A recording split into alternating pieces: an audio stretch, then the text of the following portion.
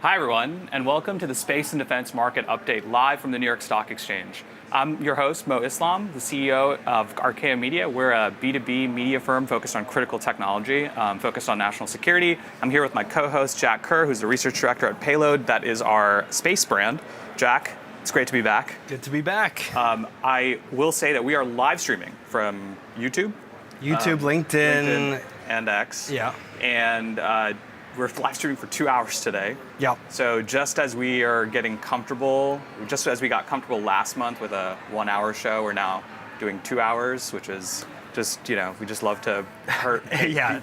Next one's gonna be 4 hour live stream. But this is a very special day. Yes. At the New York Stock Exchange. We're overlooking the trading floor. You want to tell them what's happening today? Yeah. So it's the NYSE Space Summit. So I think it's the third or fourth year going on, but we've brought together, along with the exchange, a whole host of companies, both industry executives and also government and investors together here at the exchange to talk about basically the flow of capital markets and like trends that are happening in the industry today. So it's going to be a great day. We have 6 guests coming up on the show, potentially a surprise 7th guest, so we'll see, TBD.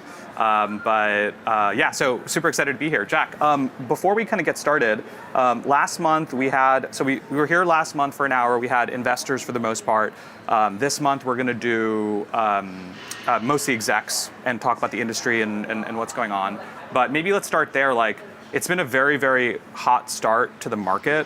Like Q1, I think there was 15 space companies that raised over $100 million of capital. Yeah. And just today, True Anomaly announced that they raised $650 million at a $2.2 billion valuation. There's an enormous amount of capital that's like flowing around the industry right now. Like, any thoughts? Like, what's going on? Maybe what's changing or what has changed? Yeah. I mean, there's excitement everywhere. I just had a family gathering where people are now talking about space again. Yeah. Because we had the Artemis II launch and we have the SpaceX IPO. There's a lot of conversations about how modern warfare requires space-based capabilities. But yeah, it's definitely been an incredibly hot start to the year. The True Anomaly raise is particularly interesting because True Anomaly is not a rocket business. It's not a satellite constellation business. It's not a space station. These are companies that generally require billions and billions of dollars and can raise $650 million. Yeah. True Anomaly is an in-space, maneuverability company, and they're a defense contractor. So it really just goes to show you that there's a lot of kind of excitement about how much money is going into it from the government side, from the commercial side, from SpaceX IPOing. And yeah, I mean, that 15 raises over $100 million in Q1 is a big number. Yeah, and I mean, the True Anomaly was also listed on the recent Golden Dome Award, but we'll talk a little bit more about that later. I do think so. So if you look across the last year, public space companies are almost like triple in terms of return. Like, they're up 3x over the last year. Year to date, it's flat. And then I was actually just looking at the numbers right before the show. If you actually look at many of the space and defense names last week underperformed big time. So, and not just a US phenomenon, like L3 Harris was down 9%, BAE was down 10%, Rheinmetall down 11%, Raytheon down 11%, Lockheed down 12%. And I think many of these, there's a couple things here happening. So yes, there's a lot of amazing things happening as far as like SpaceX IPO and like Artemis and Isaacman. We talked about that on the last show. But at the same time, a lot of these companies, their revenue comes from government dollars. And you have a few issues. One, like the reconciliation budget right now is going through some turmoil in Congress. It's effectively gotten split into 2 separate tracks running at the same time. There's one bill that focuses on immigration enforcement, while the other is defense. And that technically both can get passed by Congress, but the calendar's tightening up. And I think investors are getting a little squeamish about the defense bill actually getting passed. TBD on that. I mean, of the $1.5 trillion request by the Trump administration, I think $350 billion is budgeted through the reconciliation process. So if that doesn't happen, there's all these like big numbers that investors are predicting that may not actually happen. So I think there's a little bit of, there's that macro piece, and I know there's obviously a larger element of what's happening here in the industry, but it is something that I think, It's also, if you're up 50% in the last 12 months or 200% in the last 12 months, there'll be kind of ebbs and flows with it. But should we bring in our first guest? Yeah, I think we have our first guest. So Ian Cinnamon is going to be joining us from Apex. So Ian is in the midst of a conversation right now, but let's see if we can get Ian in. And I'm going to scoot over here.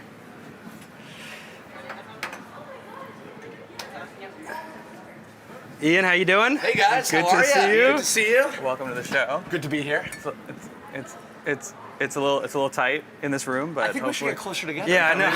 We're friends here, right? One team, guys. So you've had quite the year. Okay, you've announced two $200 million fundraisers. Yes. Which we're going to talk a little bit about. Amazing. But before we talk about any of that, tell us a little bit about Apex and sort of the thesis as to why you created the business. So Apex makes satellite buses, also known as satellite platforms, and we are the only company and the first company to treat them like a real product. So we have an engineering team that goes and designs a small one, a medium one, and a large one, a production team that goes and builds them, and then we go and sell them to our customers.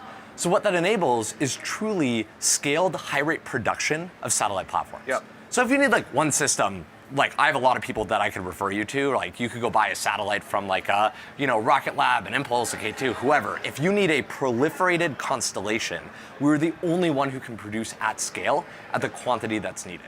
And that's our bread and butter.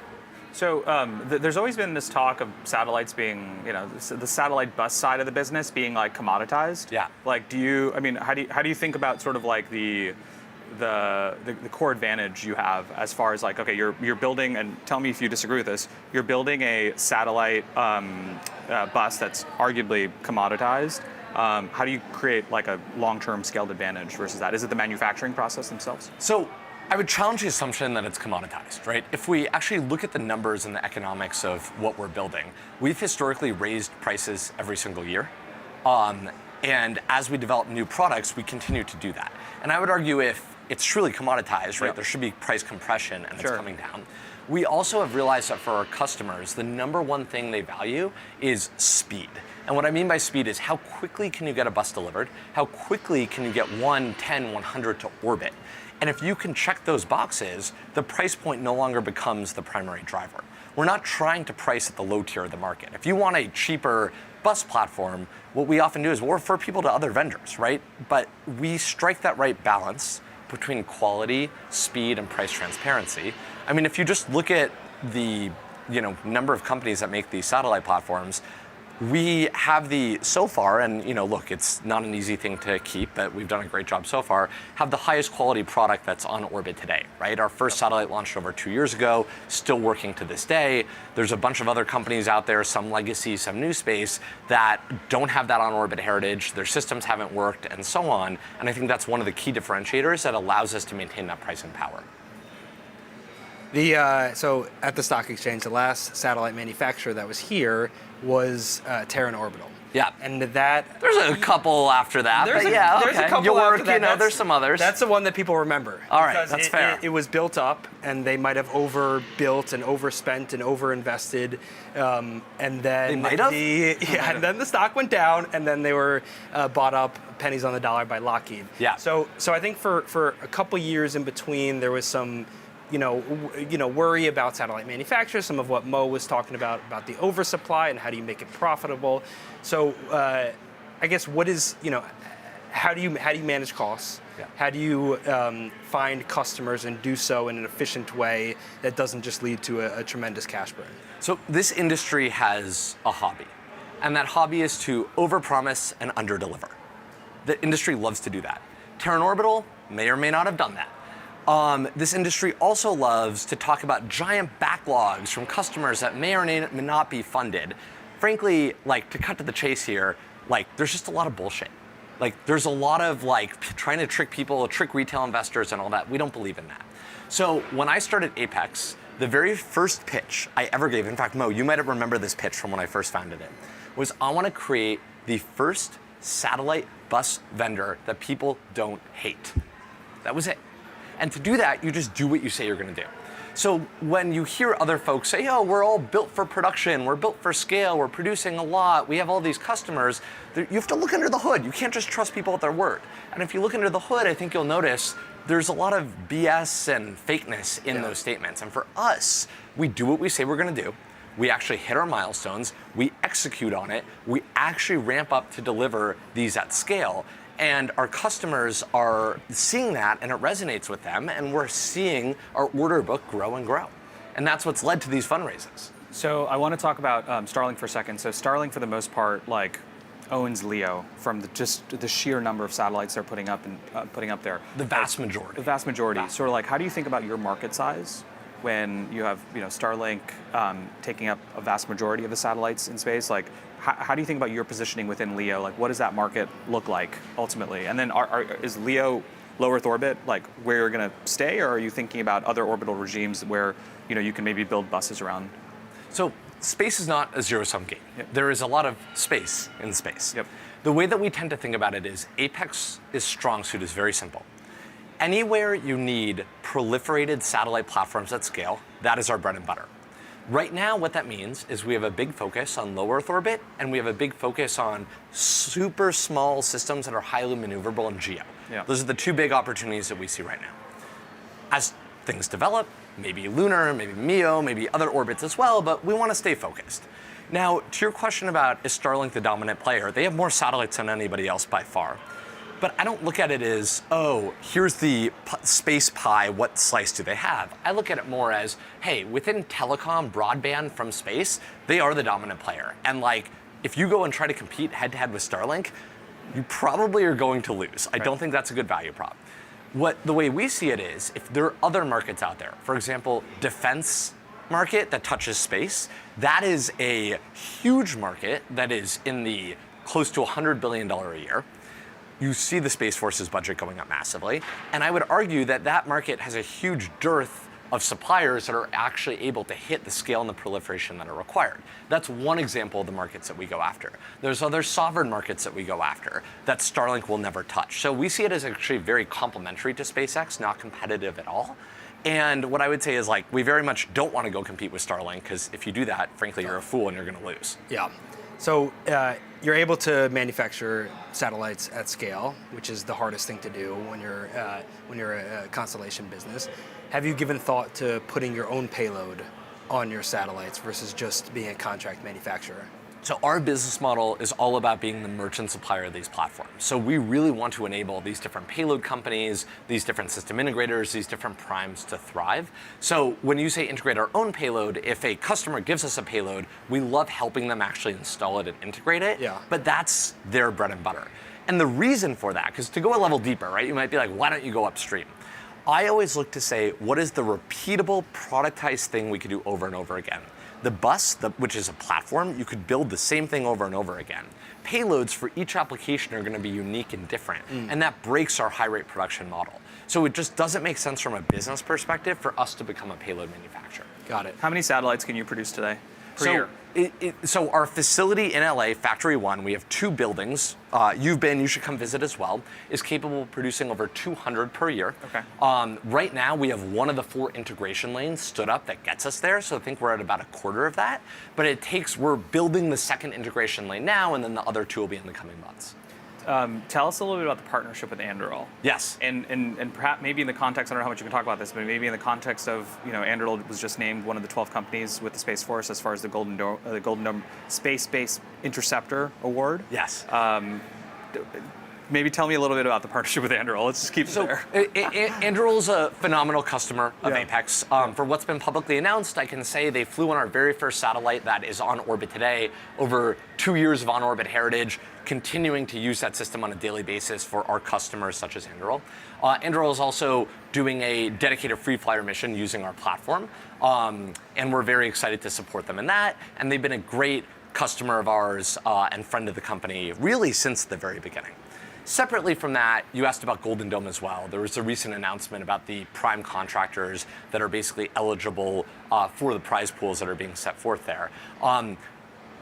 We have to be careful what we're allowed to say because there are certain rules about how public we could be on certain elements. But what I will say is I am very proud to be the largest tier 1 supplier, the largest satellite platform provider across Golden Dome.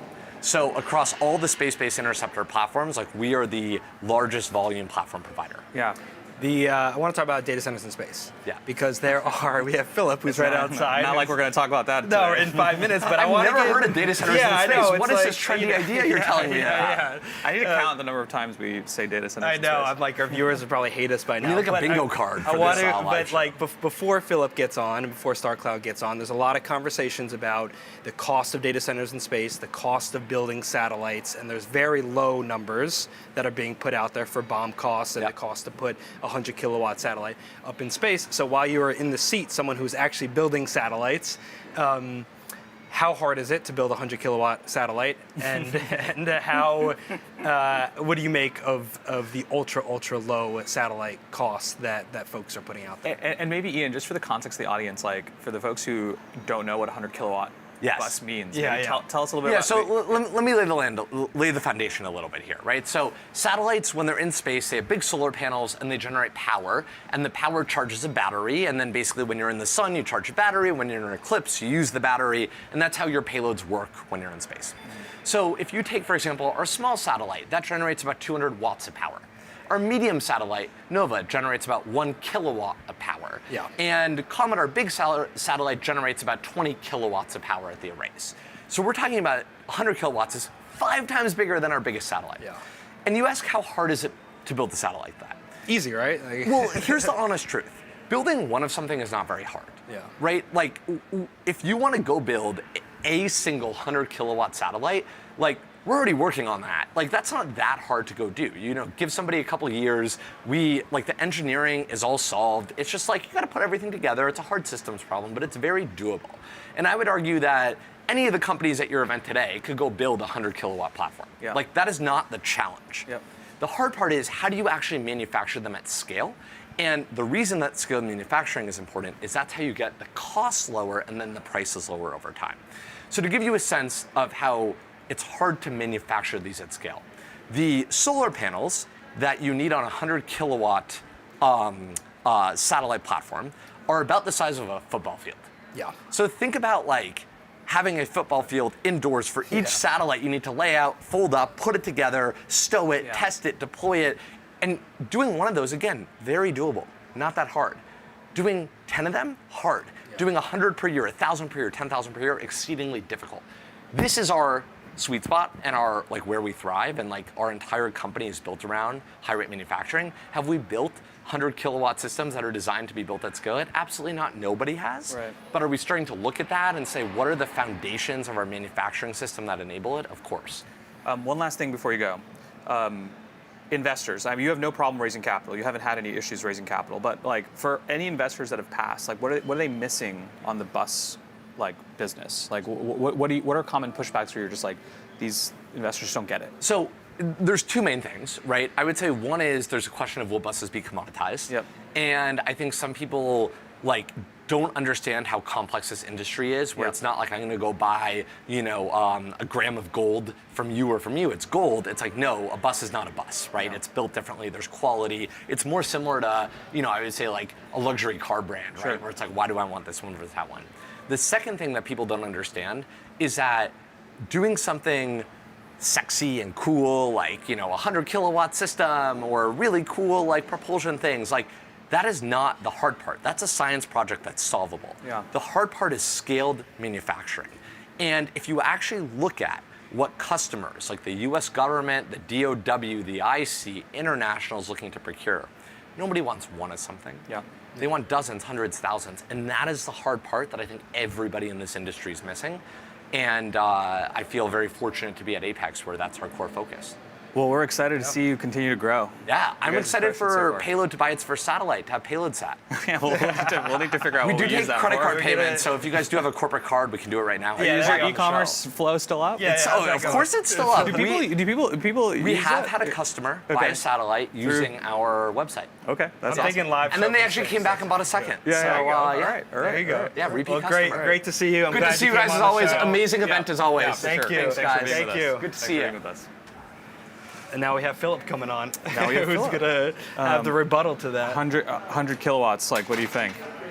So I think it comes down to solar costs, and Yeah. solar costs are coming down tremendously, like Yeah. orders of magnitude. It was $100 a watt, then it was $10 a watt. There's talks of $1 a watt.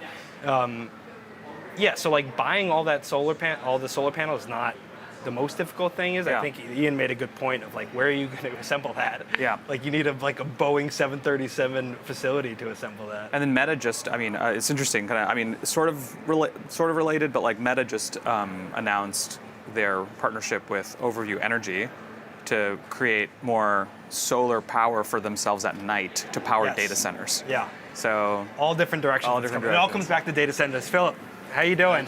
Philip, thanks for being Good with to us. have you. Thanks for being with us. Good to have you. You're going to be over here. So I want to, why don't you introduce yourself? I want you to kind of talk about StarCloud, what the plans are, and yeah, we'll go from there. I also want to know how many media appearances you've had in the last like 6 months, if you're counting. Yeah. 'Cause I see you. I've seen you on like every Too many. every Too show. many. I need to possible. like spend more time. And which in is the most Reddit. important one? This one. This one. Clearly this one. This is definitely the coolest one. Like, Yeah. if people think this is like a green screen, this is like real live like stuff going on. So I'm Philip Johnston. I'm the co-founder and CEO of StarCloud, and we're building data centers in space to address the AI energy bottleneck. We just launched our first, or 6 months ago, we launched our first spacecraft, StarCloud 1, which has the first NVIDIA H100 on board. It's about 100 times more powerful GPU compute than has been in space before. And with that, we were the first to do a bunch of firsts. So we trained the first model in space. We ran the first version of Gemini. We're now doing high-powered inference on SAR data from Capella. And yeah, we're now ramping up for our second launch. In 8 months, we're launching StarCloud 2. It's about an 8 kilowatt satellite, about 100 times the power generation of the first one. And we'll have by far the largest deployable radiator in space. And yeah, that's basically us. Awesome. Well, we've been impressed to see the growth in recent months. We just had Ian on, and he is manufacturing satellites at scale. He has a 5 kilowatt satellite. He's going to ramp up to 20 and 100 kilowatt, but he was just discussing how difficult it is to go from a smaller, maybe 8 kilowatt to your eventual goal of a 200 kilowatt satellite. So if you can kind of discuss what that looks like, what the cost of building a 200 kilowatt satellite would look like, and how do you assemble something that's the size of a football field? Yeah. So you recently put out an incredible report. So I think you understand better than most people the complexities of driving this BOM cost to as low as possible. So in order to make data centers in space work, you really need the BOM cost for a 200 kilowatt satellite to be on the order of like $1 million, like not too much more than that. And the way that you get there really is by bringing in automotive manufacturing techniques, so long production lines, driving the cost down as far as you can. In principle, there's nothing to stop you doing that. You know, it's really just solar panels, radiators, a box with, you know, maybe a thruster, one or two lasers. There's not much more to it than that. Which none of those components in first principles need to be that expensive. But until now, SpaceX is really the only one that's achieved that. And so, yeah, companies like Apex are doing incredible work. We're hoping to follow in their footsteps. Yeah. We can get back to those kind of specifics on satellite manufacturing, but I want to get your take on the terrestrial issue. We're hearing talks on a moratorium of data centers in the US. Can you just outline what you're seeing and how that plays into your thesis on putting data centers in space? Yes, I mean, Maine just banned all data center construction, not even a moratorium, just a ban, an outright ban. And we're going to see, I think there's now 8 states which are very close to a ban or have already passed. And then there's a whole bunch more which are considering moratoriums. You know, it wouldn't surprise me if it becomes close to impossible to build new data center capacity in the US over the next 5-10 years. And if that's the case, then space is definitely a much more viable option for them.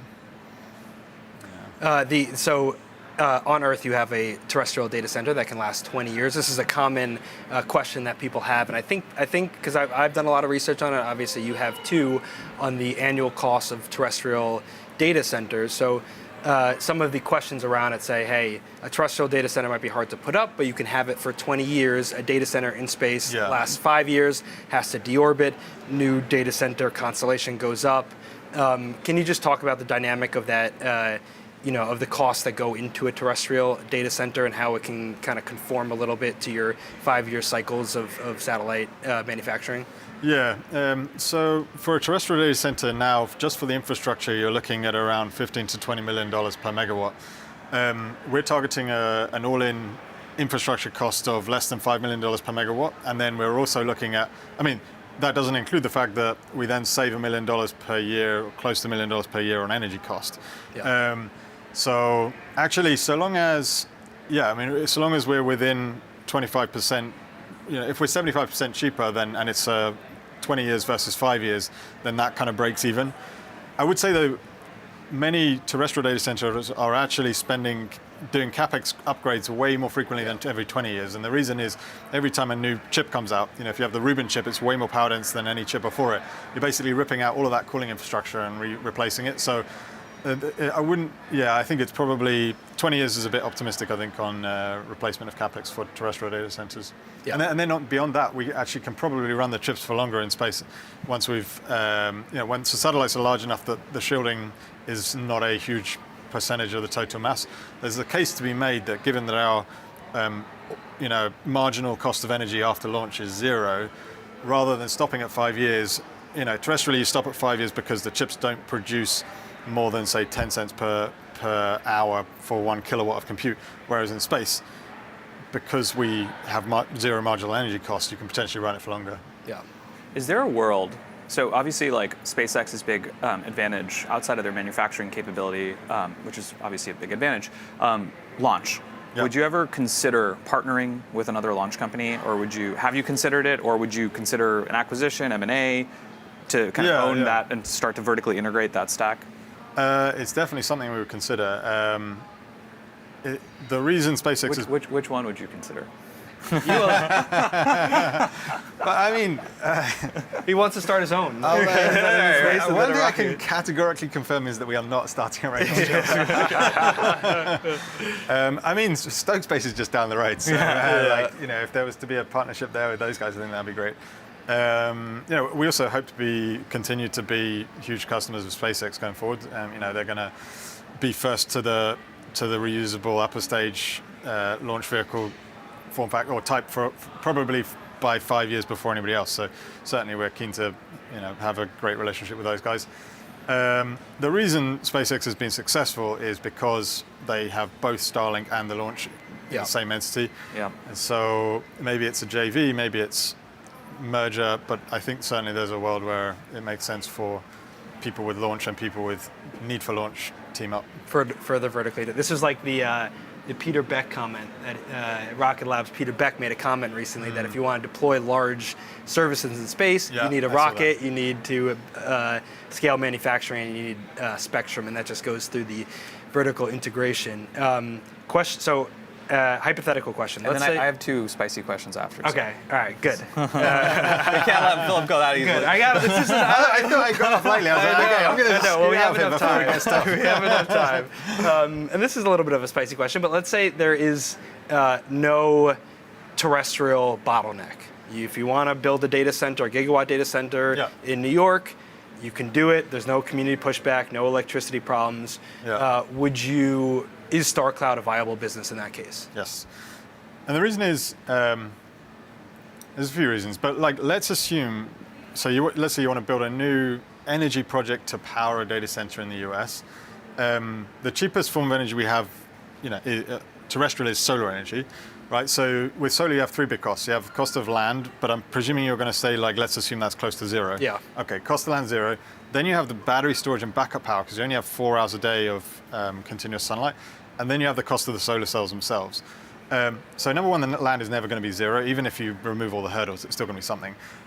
It's actually the largest cost right now. we don't need batteries and backup power in space because we're 24/7 in the sun, this dawn-dusk sun-synchronous orbit. And then we need 8 times less solar cells in space. 1 square meter of solar panel in space producing 8 times the energy on Earth. And so there's definitely a break-even point where the launch cost comes below those 3 costs: cost of land, batteries, backup power, and solar. And so right now we see that break-even to be around $500 a kilo. If you were to lower the cost of land, which doesn't seem like it's ever going to happen, but if you were to lower the cost of permitted land for building a solar project, then your break-even might go up, but there still is your break-even might go down, but there still is a point there. Got it. All right, Sam Altman, Dario, who do you like better? Who does it? Let me ask it differently. Who does it better? Like who do you think is? These are potential customers. I know. That's why it's spicy. That's why it's spicy. And then my second part to that question is, do you think it's inevitable that at some point they kind of throw up their hands and say, okay, we do need to build data centers in space? To answer your second question first, yes. I do think it's completely inevitable that once we start wanting to cover 100 square kilometers of countryside with solar panels, then people are really going to just think, okay, there's no alternative now. There's so many people that pisses off, all of the tribal land and all this kind of stuff. So yes. I think Dario has done an unbelievable job over the last year or two to make the product what it is. So, it is just, the revenue growth there is unbelievable. Yeah. It is unbelievable.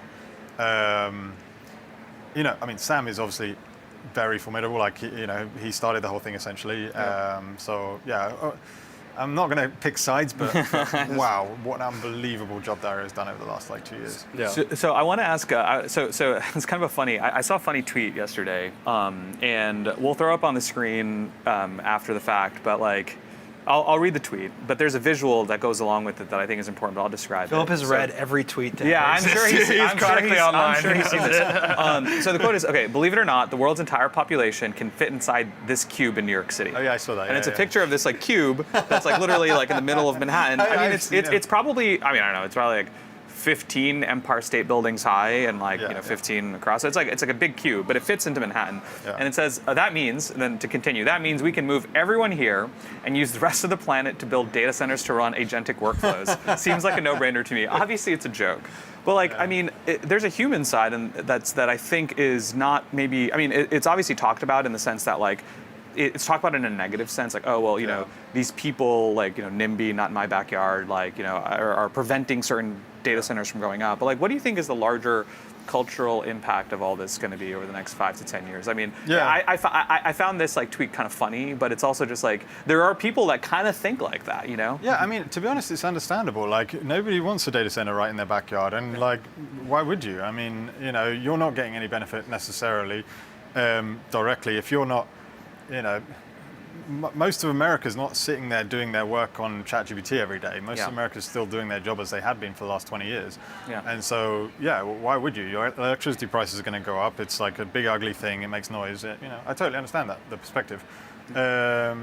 And also, to the point, what are we going to do? Are we really going to cover the entire US with solar panels? And when you fly over China now, you'll fly over 100 kilometers of just the entire thing. There's no countryside left. It's just they've just covered the entire thing with solar panels. Yeah. Do you want that for the US? Yeah. I wouldn't want that for the US. Yeah. I think it's also interesting. If you actually look at sort of the political ranking of things that people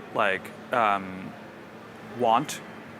AI is at the very, it's as far as popularity, it's one of the least I think the Iran war is more popular than people's perspectives on AI. So Yeah. And you can understand why.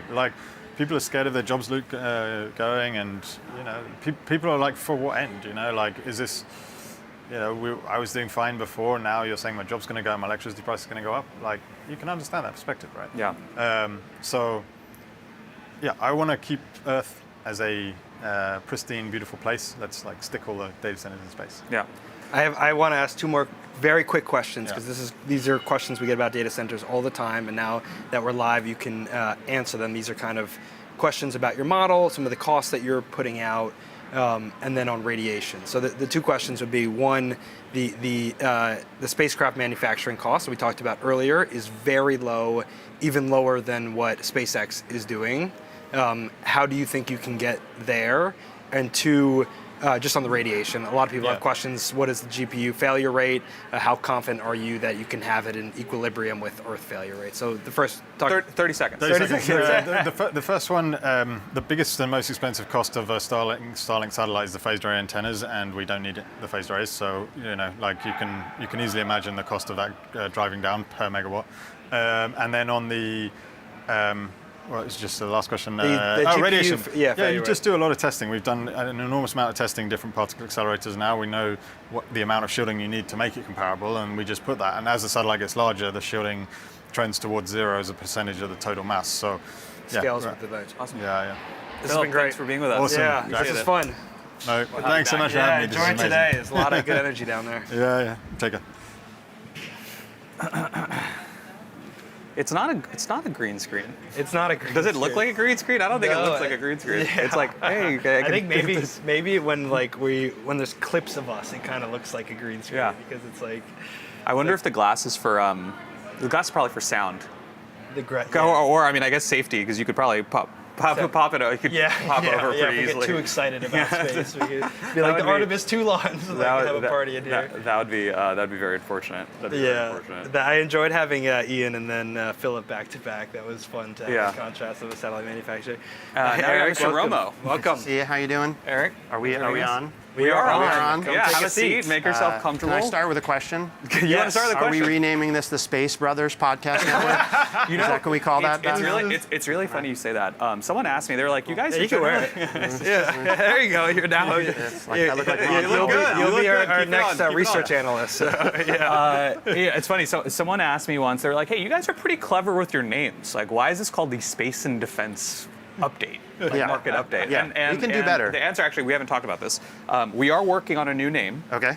We had heard it here first. Jack came up with a great name, but the powers that be is what I'll say shot us down.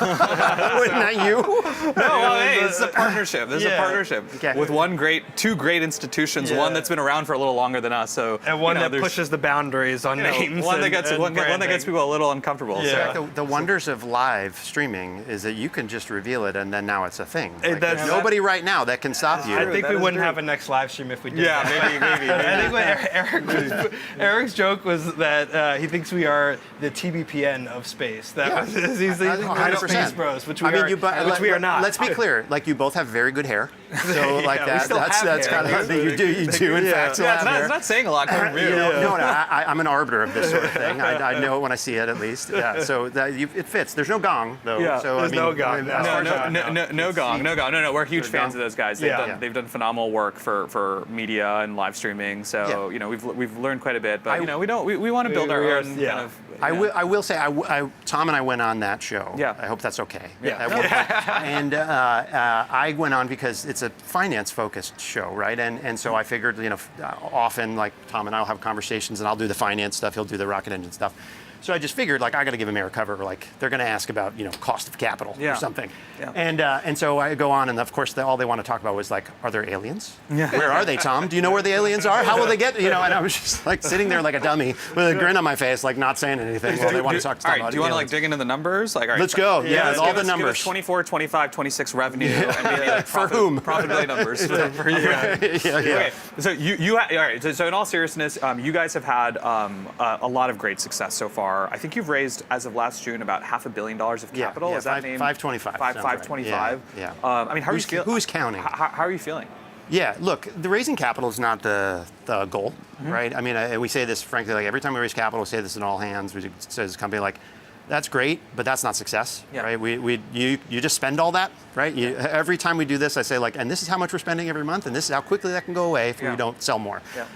So it's a obviously fuel to the fire, right? It helps you hire more people, it helps you survive for longer, it helps you build facilities, all that stuff. But that's not the end goal, right? You need to sell things to customers. You need to have a product that customers want that they pay you for. Business 101 shit. But like this, sorry, this is live stream. I'm allowed to curse on live stream. Ian cursed too. But it's something that in our industry, often people are like selling the sci-fi future 10 years from now and not worried about how much can we sell now. Yeah. And I know know the like natural question was cool. Tell me how much you sold, but like we announced some of the contract. I think we've announced somewhere over $200 million in contracts. We have more than that. I think we're really focused on how do we find things right now today that we can sell to customers that they have money for right now today that we can actually turn that into cash that funds the business. Right.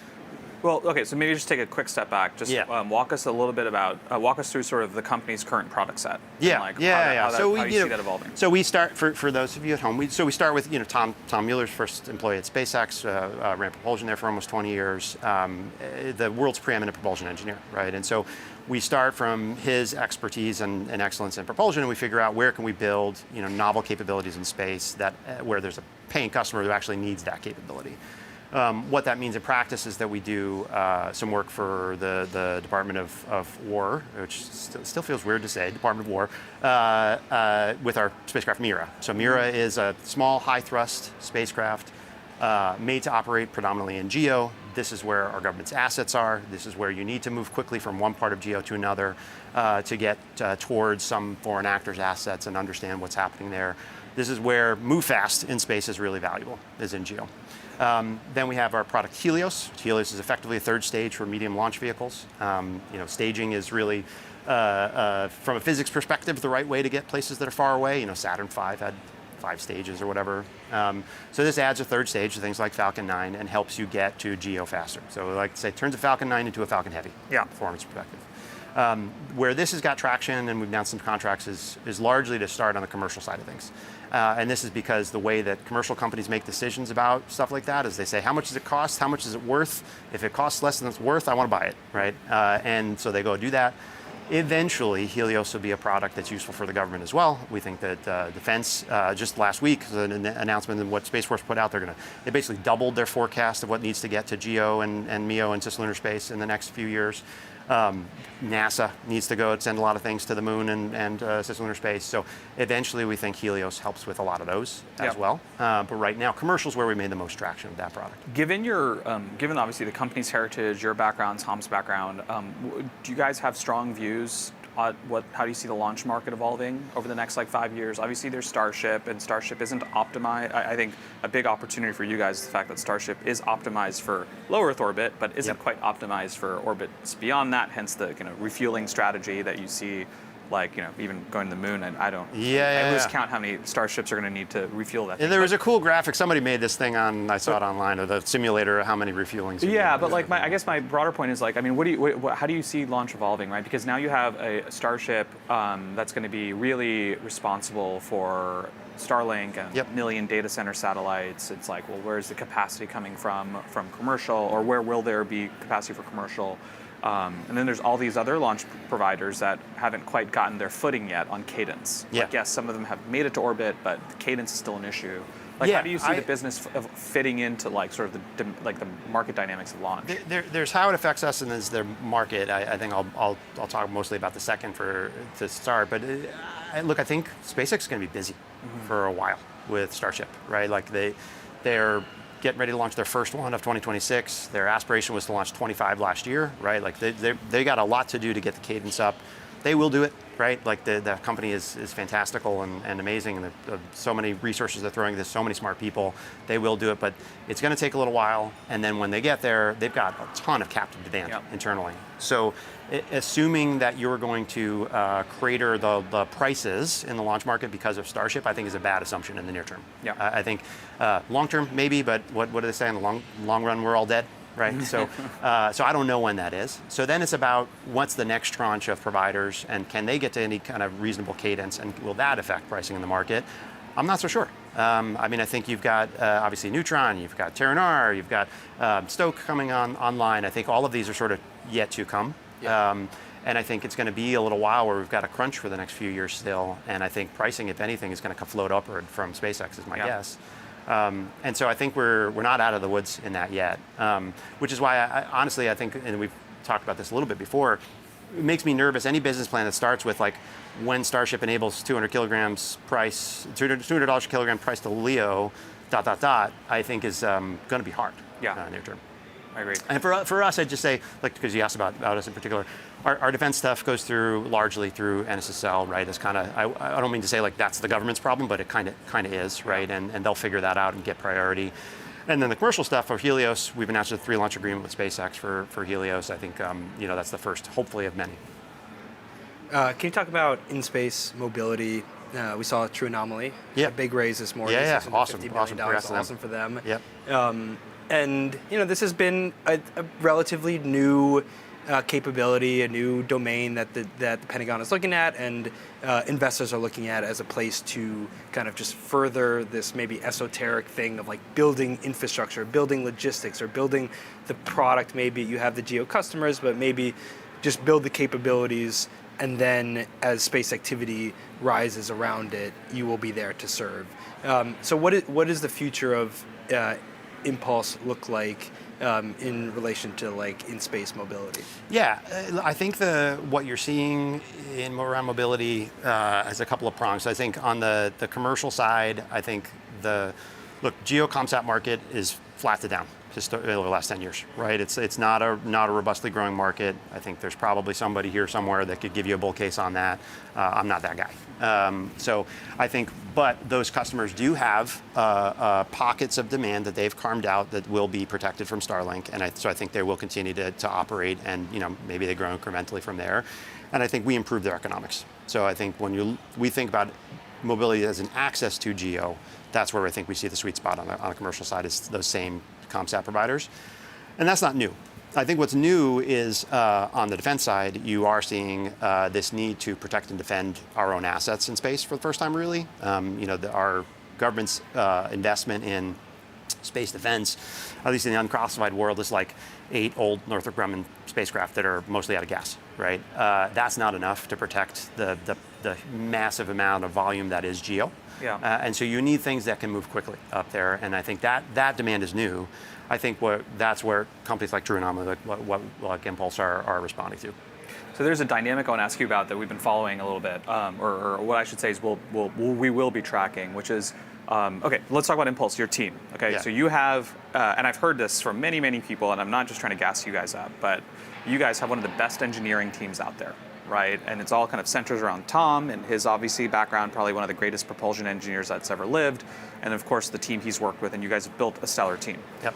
SpaceX is about to go public, which means that many of those engineers, some of them who are former SpaceX folks, Yeah. are about to get, I mean, they've known that they were rich, but they're Yeah. about to see their bank account balloon as far as like the dollars change every single day when SpaceX starts to trade.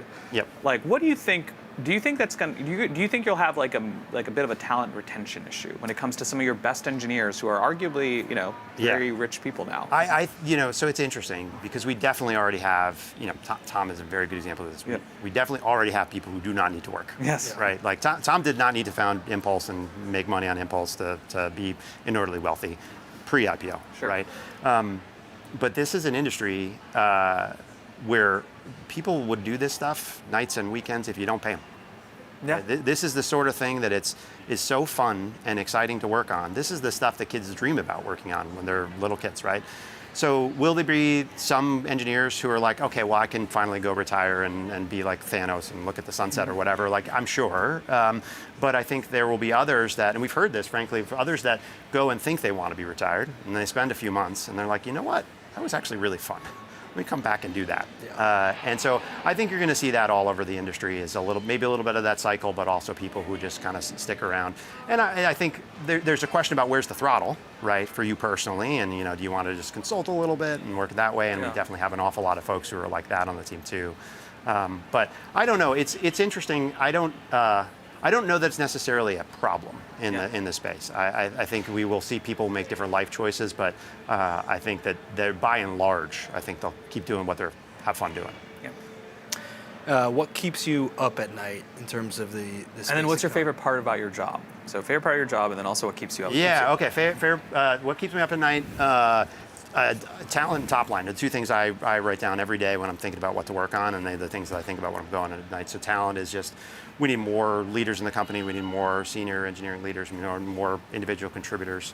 We've got 450 people in the company right now. If you told me 200 more good ones showed up tomorrow, I'd be ecstatic. Yeah. And so we need to continue to bring in more and more talent and keep them motivated. And then top line is, we need to have a real business. And so we need to continue to sell and provide value to those customers and deliver on it. And I think we've had good success with that so far, but that's not a fait accompli. You need to make that happen, right? And so we need to keep going.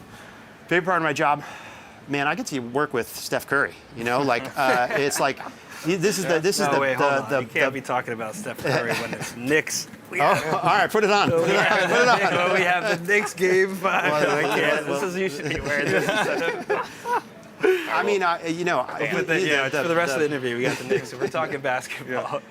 He's the best in the world at what he does, right? And I just get to go set picks for him and free him up to do what he does. And I think that's so much fun. And I think to your point around like people's perception of our team, which thank you for that sentiment, but it's because he's a lighthouse for talent. Like who doesn't want to play with Steph, right? And so I think it's the same thing with Tom, where I think there's, look, I've started other companies before, I've worked at other startups before, like finding amazing engineering talent is extremely hard. Yeah. And talent attracts talent.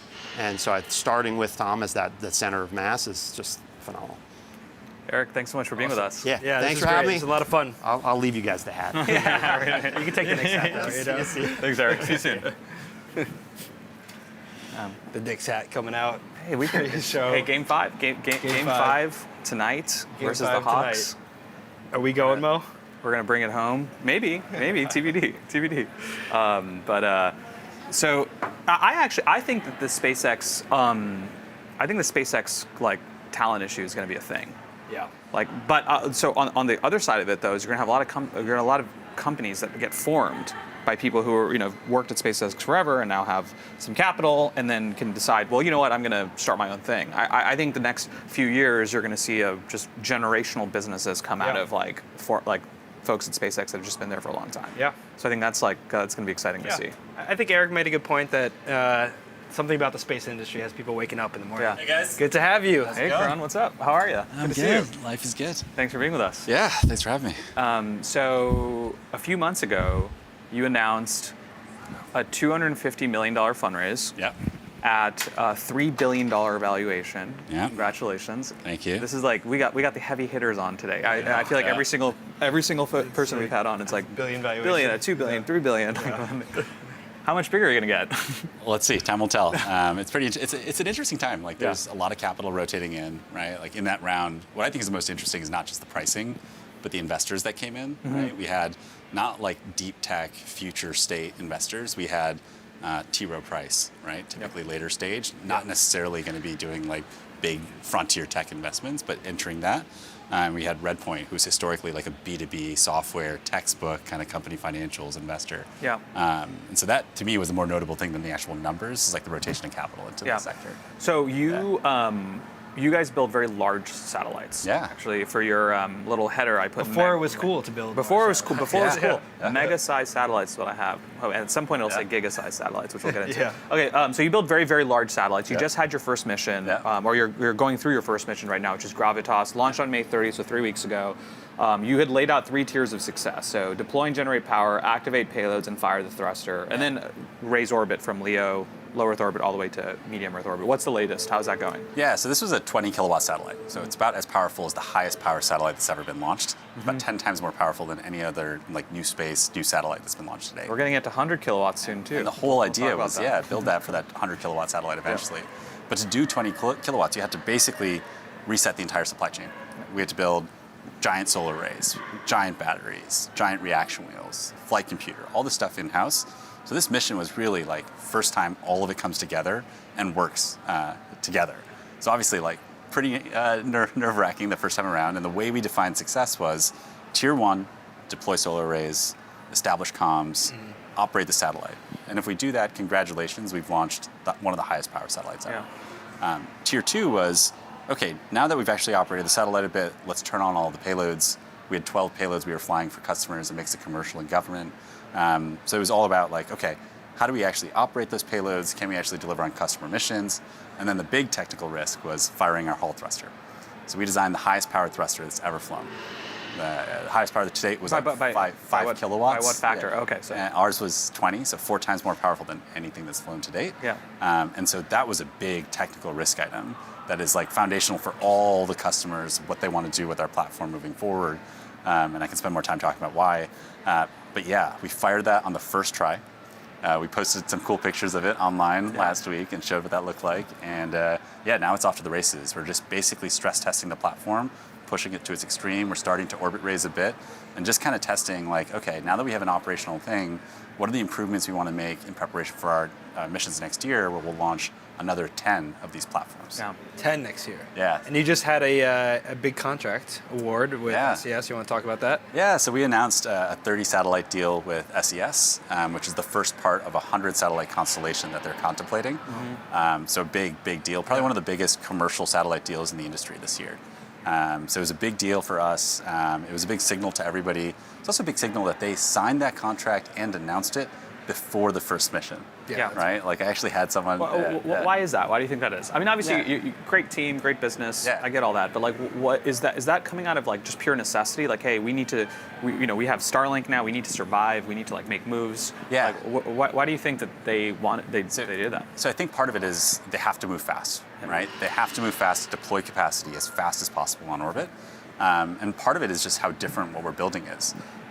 There's so much technical difficulty to building this level of power, this level of platform, that there is like really no one else right now that's coming close to flying anything that comes close to this class. So we were kind of the only. And then the final thing was we were showing them this path, right? Over the next 18 months, we're going to fly 10 of this exact same platform, right? So by the time your constellation starts getting deployed in 2028, we're going to have 15, 20 satellites worth of data for you to rely on. How do those satellites? So how do you like the satellites that you're selling to SES? How does that? How would that? What would SES have had to pay going to maybe a? Yeah. I'll say legacy provider. So if you think about their what they were doing previously, the way they deployed their MEO constellation was they bought from Boeing, and they did 2 Boeing satellites per launch vehicle, right? And the way they were deploying was like 1 Falcon 9, 2 Boeing satellites, and that's the way they did their constellation. Obviously, you can't do a 100 satellite constellation like that, right? Ours are 15 million per satellite. We stack up to 10 per Falcon 9. Suddenly, a 100 satellite constellation in MEO becomes in range. Yeah. And so that's been the big change for them is they were like, actually, we've always wanted to do this. You guys at K2 finally made it possible, and our path and our development made sense for them. When do you think SpaceX will build the Starship fairing? Oh, I mean, every time I talk to them, I'm like, please do it faster. Yeah. So, our 20 kilowatts made for Falcon 9. And it's made for any 5-meter fairing class launch vehicle. So we made it to be launch vehicle agnostic. So our entire business today, totally good. All of our pipeline, all of our contracts are tied to existing launch vehicles. Starship will make things interesting, right? I think you'll probably have access to the PEZ dispenser sooner than anything else. But it's an interesting launch vehicle that we really want to use, especially as we think about the 100 kilowatt satellite, which I can talk about. Can your satellites? Are you designing satellites that can fit in the PEZ dispenser with those specific? We're trading specs? it. Yeah, I think we'll think about it. It's if it's a great way to use Starship, why not? And it's an interesting capability. So for now, we're really focused on just scaling the 20 kilowatt with existing launch vehicles, but we're watching kind of like what happens with Starship and kind of like keeping track of like when it'll be open for us. Right. So what are your thoughts? I mean, now you're building for MEO and GEO. Yeah. What are your thoughts about manufacturing for LEO? Like, would you ever consider it? And then also VLEO. I'm throwing out lots of acronyms here. But I say that because VLEO, or very low Earth orbit, is really a thruster issue, right? It's a propulsion issue because you're kind of counteracting gravity and trying to keep the, so it seems like you guys are perfectly built to potentially attack that market too. Yeah. I've always thought about like our platform is made for multi-orbit architectures, right? So we designed it to handle MEO because MEO is basically the bounding set of requirements for all of the other orbits. So I've got a platform that you can use in LEO, in MEO, and GEO. It's the same platform, agnostic of orbit, right? VLEO things start to get a little bit weird, so I'm not going to go there yet. Okay. But the whole question around like, are people using us in LEO? Absolutely. Right? We have government constellations that more will come out probably over the next 6 months about what we're working on that are all LEO-based constellations that benefit either from the high power or the high mass in that orbit. So you guys were building high-powered satellites before anybody else were thinking about doing it. We mentioned Starship. That was part of the thesis. Also, you were kind of seeing, I guess maybe for the audience, it used to be GEO with like mega satellites, and then it was LEO with smaller satellites, and now maybe it's MEO/LEO and still GEO with. Someone should make a rap song out of all that. Satellites again. I know it's a lot of. That's hilarious. It's a lot of megas and EOs. Yeah. Okay, so now everyone's talking about orbital data centers, 100 kilowatt satellites. You're already building the capability and already vertically integrated. Would you ever build your own orbital data center and sell it at the application layer, not just as a contract manufacturer, having your own constellation? Yeah, it's funny on that first point. Like when we first started this company, we were like, everyone's gone smaller, we're going to go bigger. And we had half the investors tell us, you guys are crazy, no one's going to want that much power, no one's going to want a satellite that is that big. And the other half saying, even if they want it, that's so difficult, you're never going to be able to do it. Yeah. 6 weeks ago, we proved the second half of that group wrong when we launched a 20 kilowatt satellite that works, and we hit price point, and we hit targets. And now the orbital data center argument is making it very clear that there is a clear use case with a tangible return that needs a lot of power. The 100 kilowatt platform, which is actually the original platform that we started this company to go do. Yeah. Like every step that we've done with the 20 kilowatt platform has been thinking about the 100 kilowatt platform. We use the same components, so the same thruster, just more of them. The same batteries, just more of them. The same solar array design, the same primary structure architecture. So it's all the same, just designed to scale from the 20 kilowatt to the 100. So we see ourselves as being the perfect platform in the perfect place to be able to deliver the compute on orbit that we think is going to be really interesting moving forward. Now, commercial model. Yeah. For a customer or for yourself? No, that's the question, right? I think there's going to be probably multiple paths, right? There's going to be some customers that have the capital that want to own their own entire compute architecture. We'll work with them, and it'll look a lot like a CoreWeave, right? There'll be other customers that maybe just want to buy compute, right? Especially like government customers. Like if you look at like where all our compute is located terrestrially today, 95% of the GPUs in the world are all within the US, right? Government customers have sensors creating data, they have findings that are happening all over the world. And so being able to put that compute co-located with where the sensors are catching data is going to be really interesting. So I think we're going to have a two-phased approach, which is like we'll work with partners where it makes sense, and we'll probably need to figure out how to offer the compute as a service as well. Do you, when do you think you'll have the next class of satellite ready to go? Yeah, I mean, we basically... And maybe talk a little bit about how big it is, if you could. I'm sure you have an analogy in there. Yeah, I mean, so the 20 kilowatt satellite is 40 meters, wingtip to wingtip. The 100 kilowatt satellite is 80. Right, and so it's just it's a significantly bigger satellite to the point where like... Dare I say the size of a school bus? Bigger. I mean, the 20 is bigger than the size of a school bus. The 100 is like basically from one end of this room to the other end of this room, right? Wow. So it's big. And so, to do it, we had to basically build all of the components in-house. Yeah. We had to build high-power systems. We had to build large batteries. We had to build giant solar arrays. All of those are designed to be able to scale to this 100 kilowatt platform. Yeah. So we're basically 2 years out. I think like the second someone tells me, hey, we have a launch slot on a New Glenn or a Starship for 2028 or 2029, we'll immediately start working on the next iteration, the 100 kilowatt. And we believe we have a first mover advantage because this has kind of always been like in our journey. Yeah. What? I was gonna. Go ahead.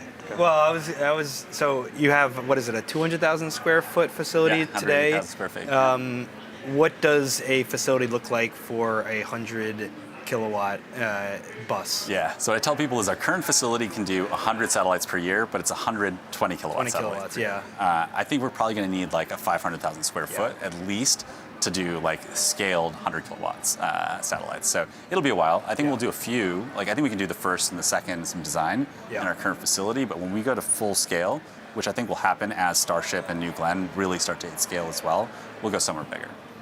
So you and your co-founder, Neil, your brother, I know you guys have a great relationship. I've seen it. It's great, and it's amazing that you guys have built what you've built with your sibling. I can't imagine doing that with my sister. But tell me a little bit about like where the tension comes in, because like you see each other at work and at, like when you see each other at home and for family gatherings. Like What is talk to me a little bit about the dynamic and what's it been like building with your brother? So building with the sibling is incredible. Like my brother is, you met him, I call him the version 2.0, right? He's the smarter version. He's the technical side. Out of the two of us, only one of us knows how to actually build a satellite. It's him. And so like it's phenomenal. We have highly complementary skills, which require a lot of trust, right? Like I'm not going to go question him on the technical design of the satellite, right? Like I'm not really going to work on that, right? So, and he's not really going to go into the business side too deep with me. So what's interesting is where we actually fight is on the dumbest things that are the least related to our business, right? Yeah. So I don't know if you were seeing, like yesterday, people were starting to talk about, there's an argument on X about nuclear ships, like nuclear cargo ships for commercial uses. The last time Neil and I were yelling at each other was about nuclear cargo ships and the viability of them. Seriously. Those are proper nerds. Yeah, exactly. The dumber the topic, the more likely the fight. Yeah. I love that. Well, Karan, congrats on all the success so far. Thank Thanks you. for being with us. Thanks. And do you have a fundraise you want to announce here that's coming up? Feel free. No, you know, it is funny. Like this was a major technical de-risking moment. Yeah, right? that's why I asked. I'm sure there's some capital behind there that was waiting for this. Yeah, we raised on great terms 6 months ago. We've got a lot of capital coming in. There's a lot of investors that are starting to get pretty excited. So, you know, I'm of the mindset of like, we don't really need capital right now, but if you can continue to build the village of people that are excited, like, why not take it? So, no announcement yet, but you know, always having conversations. Yeah, awesome. Yeah. Thanks for being with us. It's been great. Thanks for having me. See you. coming. Yeah.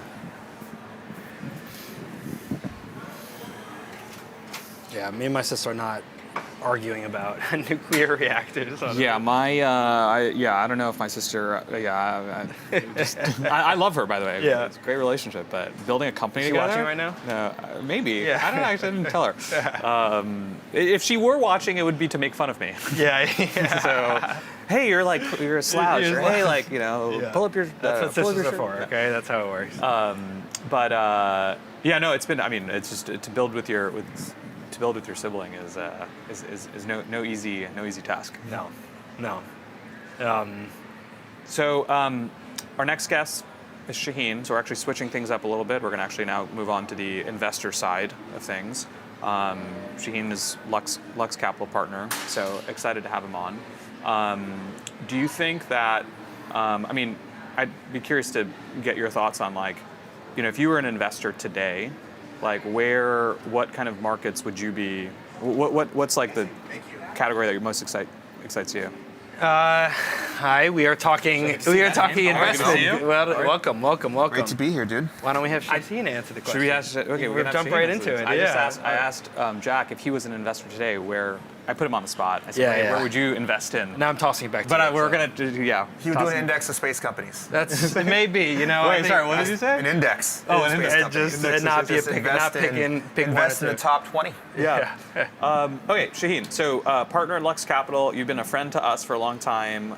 You've done some amazing work. You've invested in amazing companies. Given the current sort of market landscape right now, with Starship flying, we just went to the moon. Isaacman in the seat as NASA administrator. The Trump administration putting their weight behind sort of the Space Force and the military. How are you thinking about investing in companies today, like new companies? I'm not talking about the companies that you have in your portfolio that have effectively become the winners in some of these categories, but like when you think about new capital deployment to a new founder in space, like do you feel bullish right now to be investing in those founders, or do you think we're maybe in a lull period where a lot of the best ideas have been scooped up by other companies like years ago?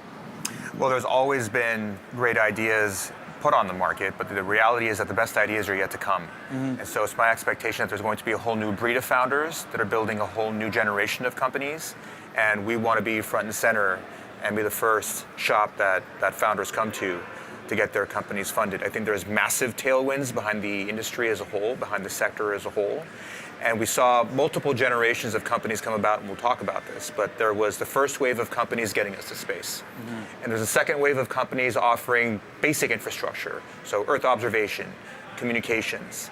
Now we have logistics, we have manufacturing. We'll have Delian later, for example, talking about manufacturing in space. And there's going to be a whole new slew of companies offering new applications in space. So the historical ones have been GPS and comms. But we're going to see a lot of companies that are offering new products that we couldn't even think of today that are uniquely available or possible in space. One example is reflect orbital. Yep. So a massive amount of the sun's light either doesn't make it to Earth, or the Earth is not positioned properly or facing the other way.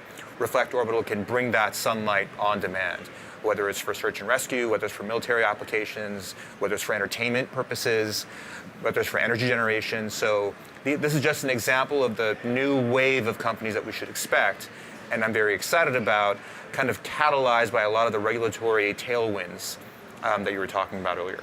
Well, speaking of reflect, so we are trying to convince them to shine their sunlight, is what I'll say, reflect their sunlight to our investor summit in LA. So Absolutely. we're trying to figure out if we can make that happen, which would be really fun. And it's cool. It's funny. I actually talked to them about also like what it would mean to reflect sunlight at night for night skiing, and what resorts would pay for that. So it's actually pretty interesting model. Or if you do a concert in the desert, lighting up the concert out in the desert where there isn't as much light pollution. Yeah, exactly. LA, as you know, with all the light pollution and all the smog, it's pretty bright even without reflect. So when did you make your first space investment, you personally?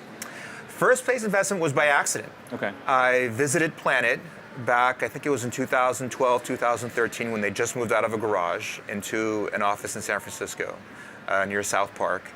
And I visited my first company that had its own clean room. And that for me was incredible, because I'd funded a lot of companies that use university clean rooms, foundries, and this company had its own dedicated clean room, which I thought was absolutely fascinating. Like, they were manufacturing their own spacecraft in their little office in San Francisco.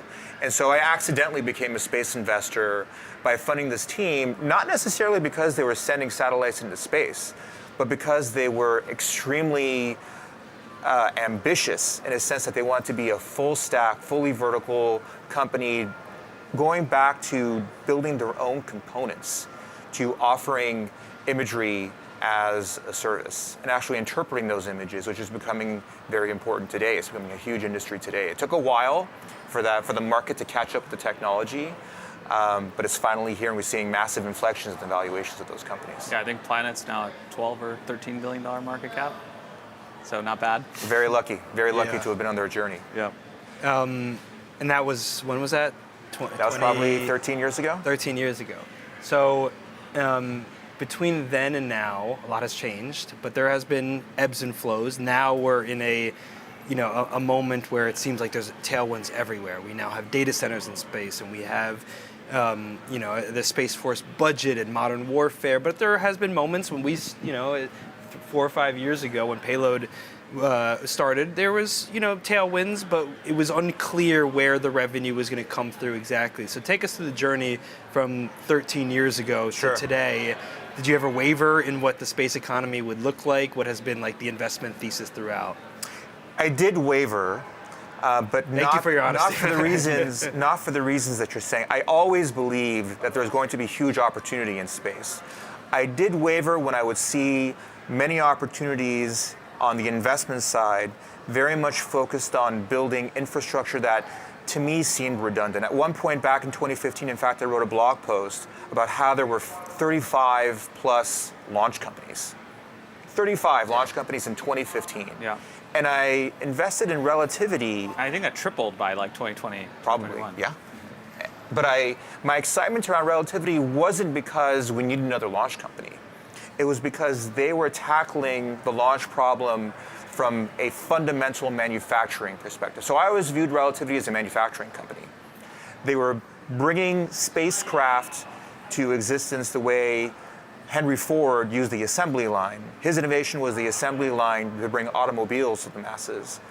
The Relativity example was using modern manufacturing techniques, namely 3D printing at the time, to streamline and accelerate what was a labor-limited, rate-limited issue with building spacecraft. If you walked into SpaceX back at that time, the vast majority of the labor was basically putting stuff together. And that could have been automated. A lot of it has been automated. And Relativity was one of the pioneers in that. And that vision of removing the labor component of launching a rocket to space was very interesting for me at the time. So what do you think ultimately happened there? as far as relativity? Like if you were just doing a post-mortem on that business, like. I think that they have a great financial sponsor in the form of Eric Schmidt. They've been funded since the recap at a healthy clip. And the question is, will they be able to find the other billion or so that they need to become a viable, profitable business? And so far, the indications are positive in that Eric and crew will continue funding the company. We'll see. I mean, up until Eric, like, what do you think was the ultimate? Was it a founder issue, execution oriented? Because obviously, I agree with you. There's a lot of technological advancements there that were very interesting as far as like replacing labor. And I mean, the first launch was pretty spectacular as far as first launches go, right? Methane-powered rocket, never flown to, at the time, I think it was the farthest flown methane-powered rocket. But ultimately, there was a recap that needed to happen. Right. So that's right. What do you think, if you were to boil it down, was it ultimately an execution issue? It was access to capital. Okay. Companies don't fail because their technology doesn't work, because they, make poor engineering or design decisions. It's because they run out of money. And in the case of Relativity Space, there was a time that they had to access capital, which they couldn't access. Yeah. And that led to this very onerous structure that was put in place that disadvantaged prior investors. Yeah. And there have been many companies to date that have gone through a similar journey. And after the fact, people tend to forget that there were financing rounds that took place that were punitive to prior investors. It just so happens that in the case of Relativity Space, that happened relatively, no pun intended, recently. Yeah. But fast forward into the future, many successful launches, company does well financially, many will forget the fact that prior investors were wiped out in one financing.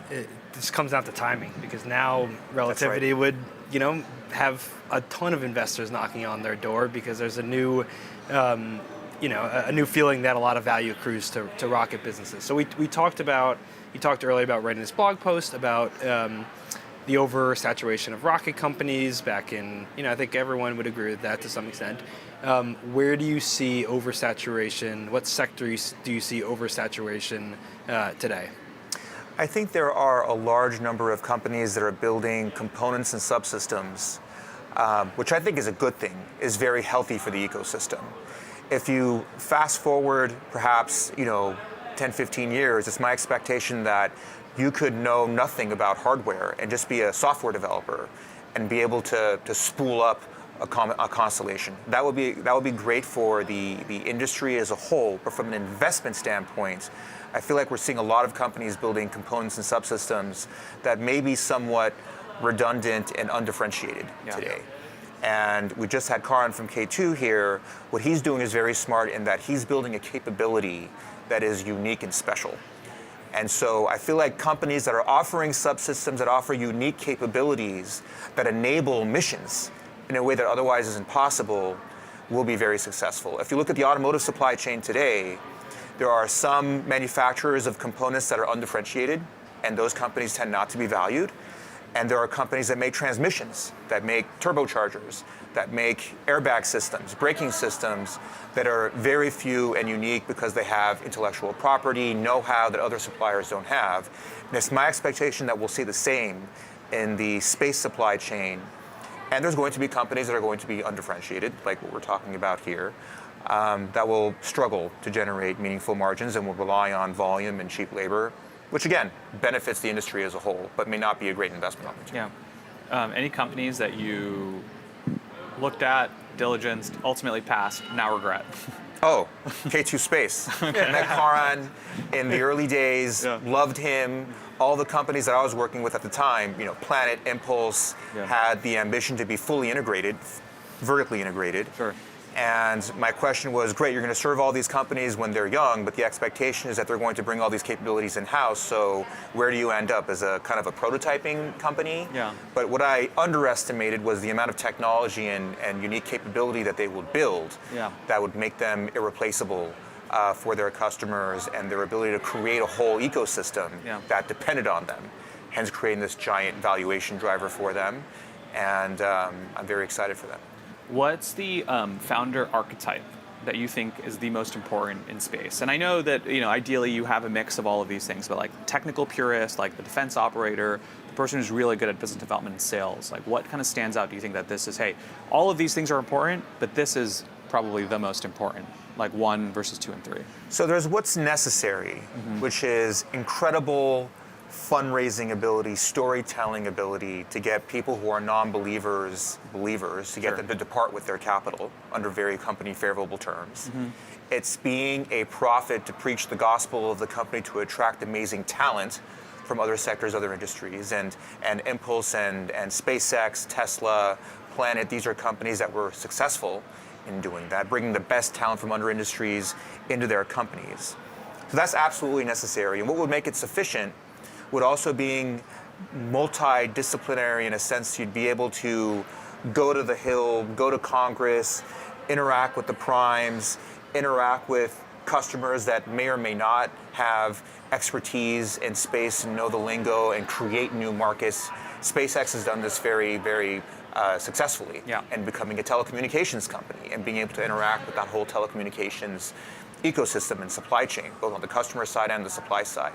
So I feel like those muscles to be able to go after not just what's required to build a company, but also become a multi-industrial, multidisciplinary business, understanding regulatory, understanding various aspects of the commercial sector, of the private sector as well, I think is unique to space entrepreneurs that you don't probably see as much in traditional software companies that have, the standard enterprise customers. Yeah.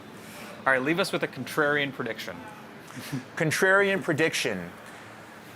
Data centers in space have went from contrarian to being, common. Yep. I believe that there's going to be a whole future of components and systems that were otherwise meant for the ground that will now be designed to be flown. What we're not talking about right now is taking chips and photonics and radios and all these components that are built and meant for Earth and just shooting them up into space. But it's my expectation that you'll see a whole new breed of companies making chips, interconnect, thermal interfaces, and other types of systems that are meant for going into space. And I hope to fund them. Interesting. Good. Great. Shaheen, thanks for being with us. Thank Loved you. it. Thank you It's for been having great. me. Yeah, enjoy Amazing. the day. We have a lot Awesome. of energy today. Let's do it. Excited for the rest of the day as well. Yeah. Perfect. Great. Yeah. Thank you. So, all right, question back to you. Yeah. Where would you invest in?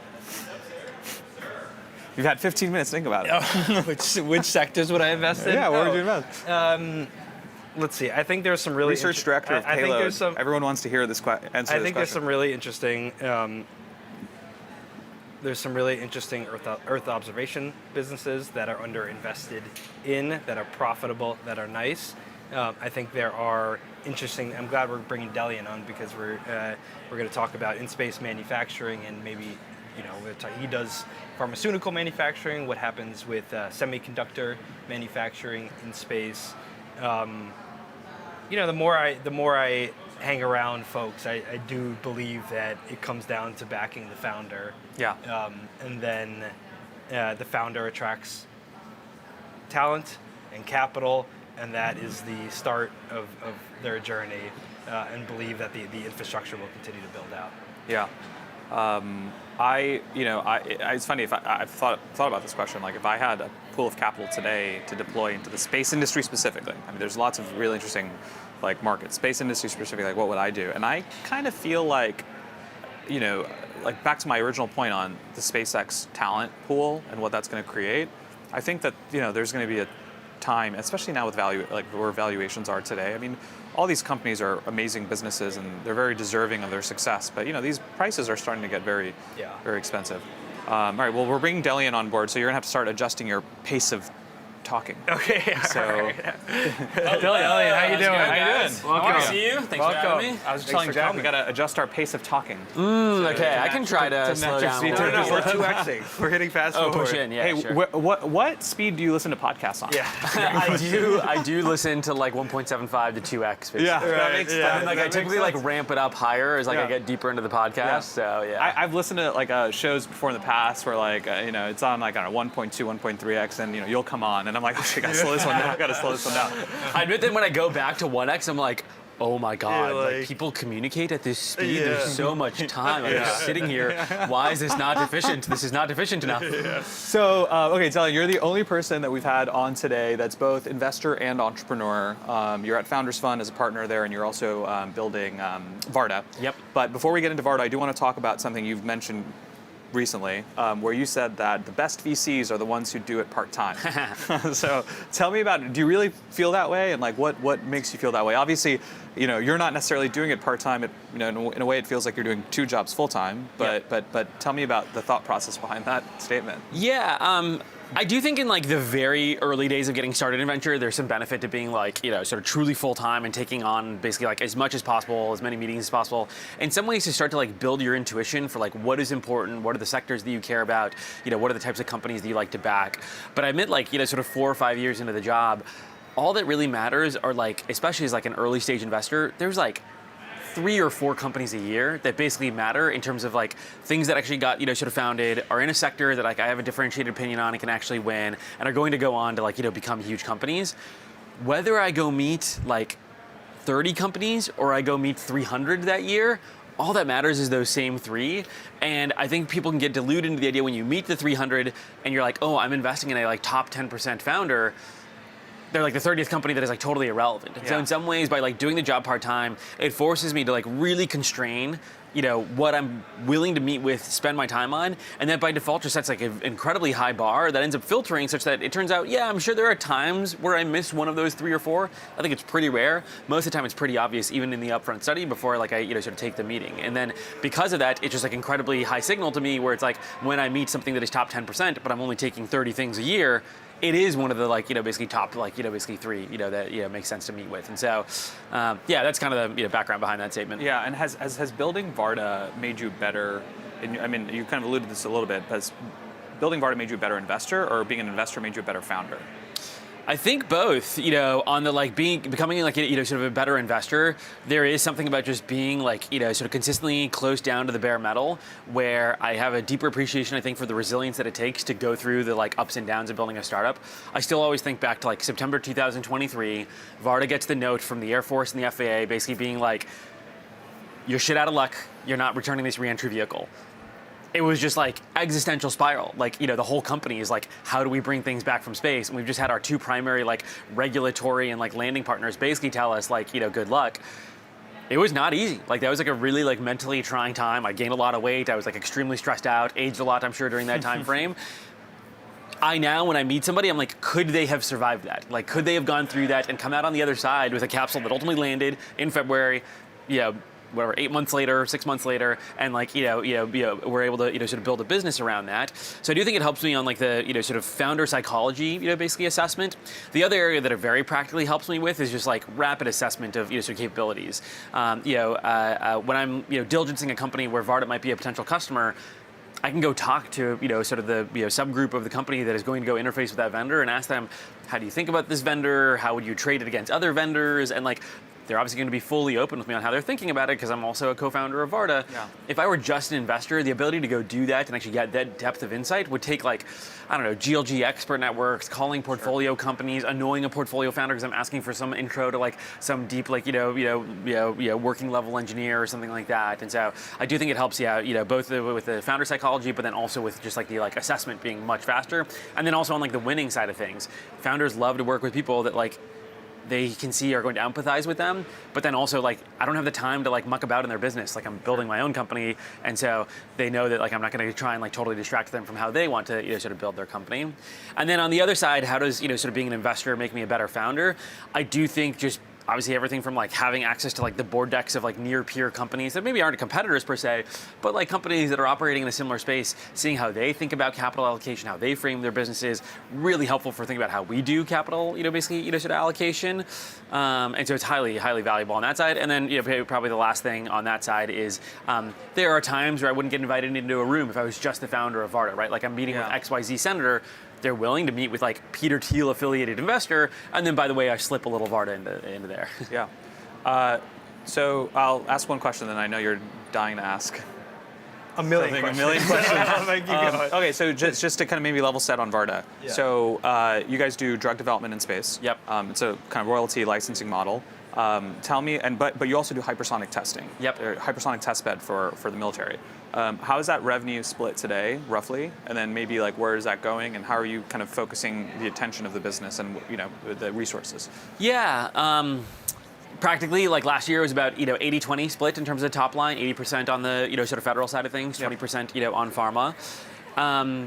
In terms of capital allocation, how we think about it, probably 70% of our total budget goes to shared resources, in that when you think about building the satellite bus, building the reentry vehicle, our office space, our supply chain, our finance, our accounting, whether or not there's a bioreactor on board producing pharmaceutical for a publicly traded pharma company, or there's a Air Force spectrometer on board, either way, the remaining 70% of the vehicle looks the exact same, the con ops, the mission control, et cetera. And so, I like to provide a bit of an analogy where maybe it's a little bit stretched, but I like to think of ourselves kind of like Boeing, where we have these common airframes, right? They've got the 747. They use that for these massive commercial markets, transporting passengers, cargo, et cetera. They also make a slightly modified version of it that flies over warfighting zones and is used to refuel fighter jets. Sure. Varda's never going to build the fighter jets. We'll definitely keep building new airframes, right? W series that we're currently getting up to production rate is our first vehicle. We definitely have future vehicles coming down the sort of pipe.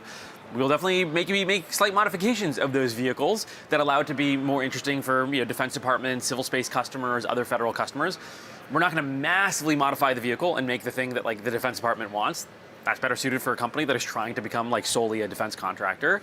And then we do see pharmaceuticals as the long-term upside. And so when you think about mind share of the business, content at the board meeting, where we're spending a lot of our BD efforts on, it is on the scaling up the sort of pharmaceutical line of business, which we see as having sort of true exponential growth, whereas our federal use cases are more linear. And so as an example, our pharmaceutical technical team is probably 25, 30 people now, versus if you look at the federal BD is probably 8 people, and then the federal engineering is probably 10 people or so. Right. And so, even though in some ways federal represented 80% of revenue, it's not to say that it represents 80% of our mind share and resources. Right.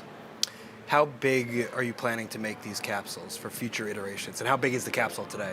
Yeah, so W series is about 1 meter in diameter, and think of it as being able to take back about 100 pounds of sort of payload. We're going through a block upgrade that'll enable that. Early vehicles more like 10, 15 pounds. Vehicles starting in Q1 27 will be sort of huge upgrade.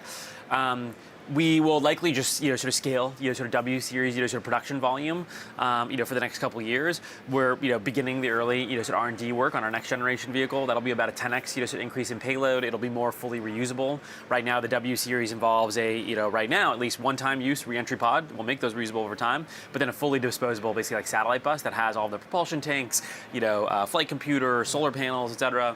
The next generation vehicle you can kind of think of as the heat shield enveloping everything that's inside the satellite bus, so that it is no longer disposable. Probably not the solar panels, but basically everything but the solar panels. It'll probably kind of look like a mini X-37B is what we'll be sort of aiming for, but again, very early in the trade studies on that.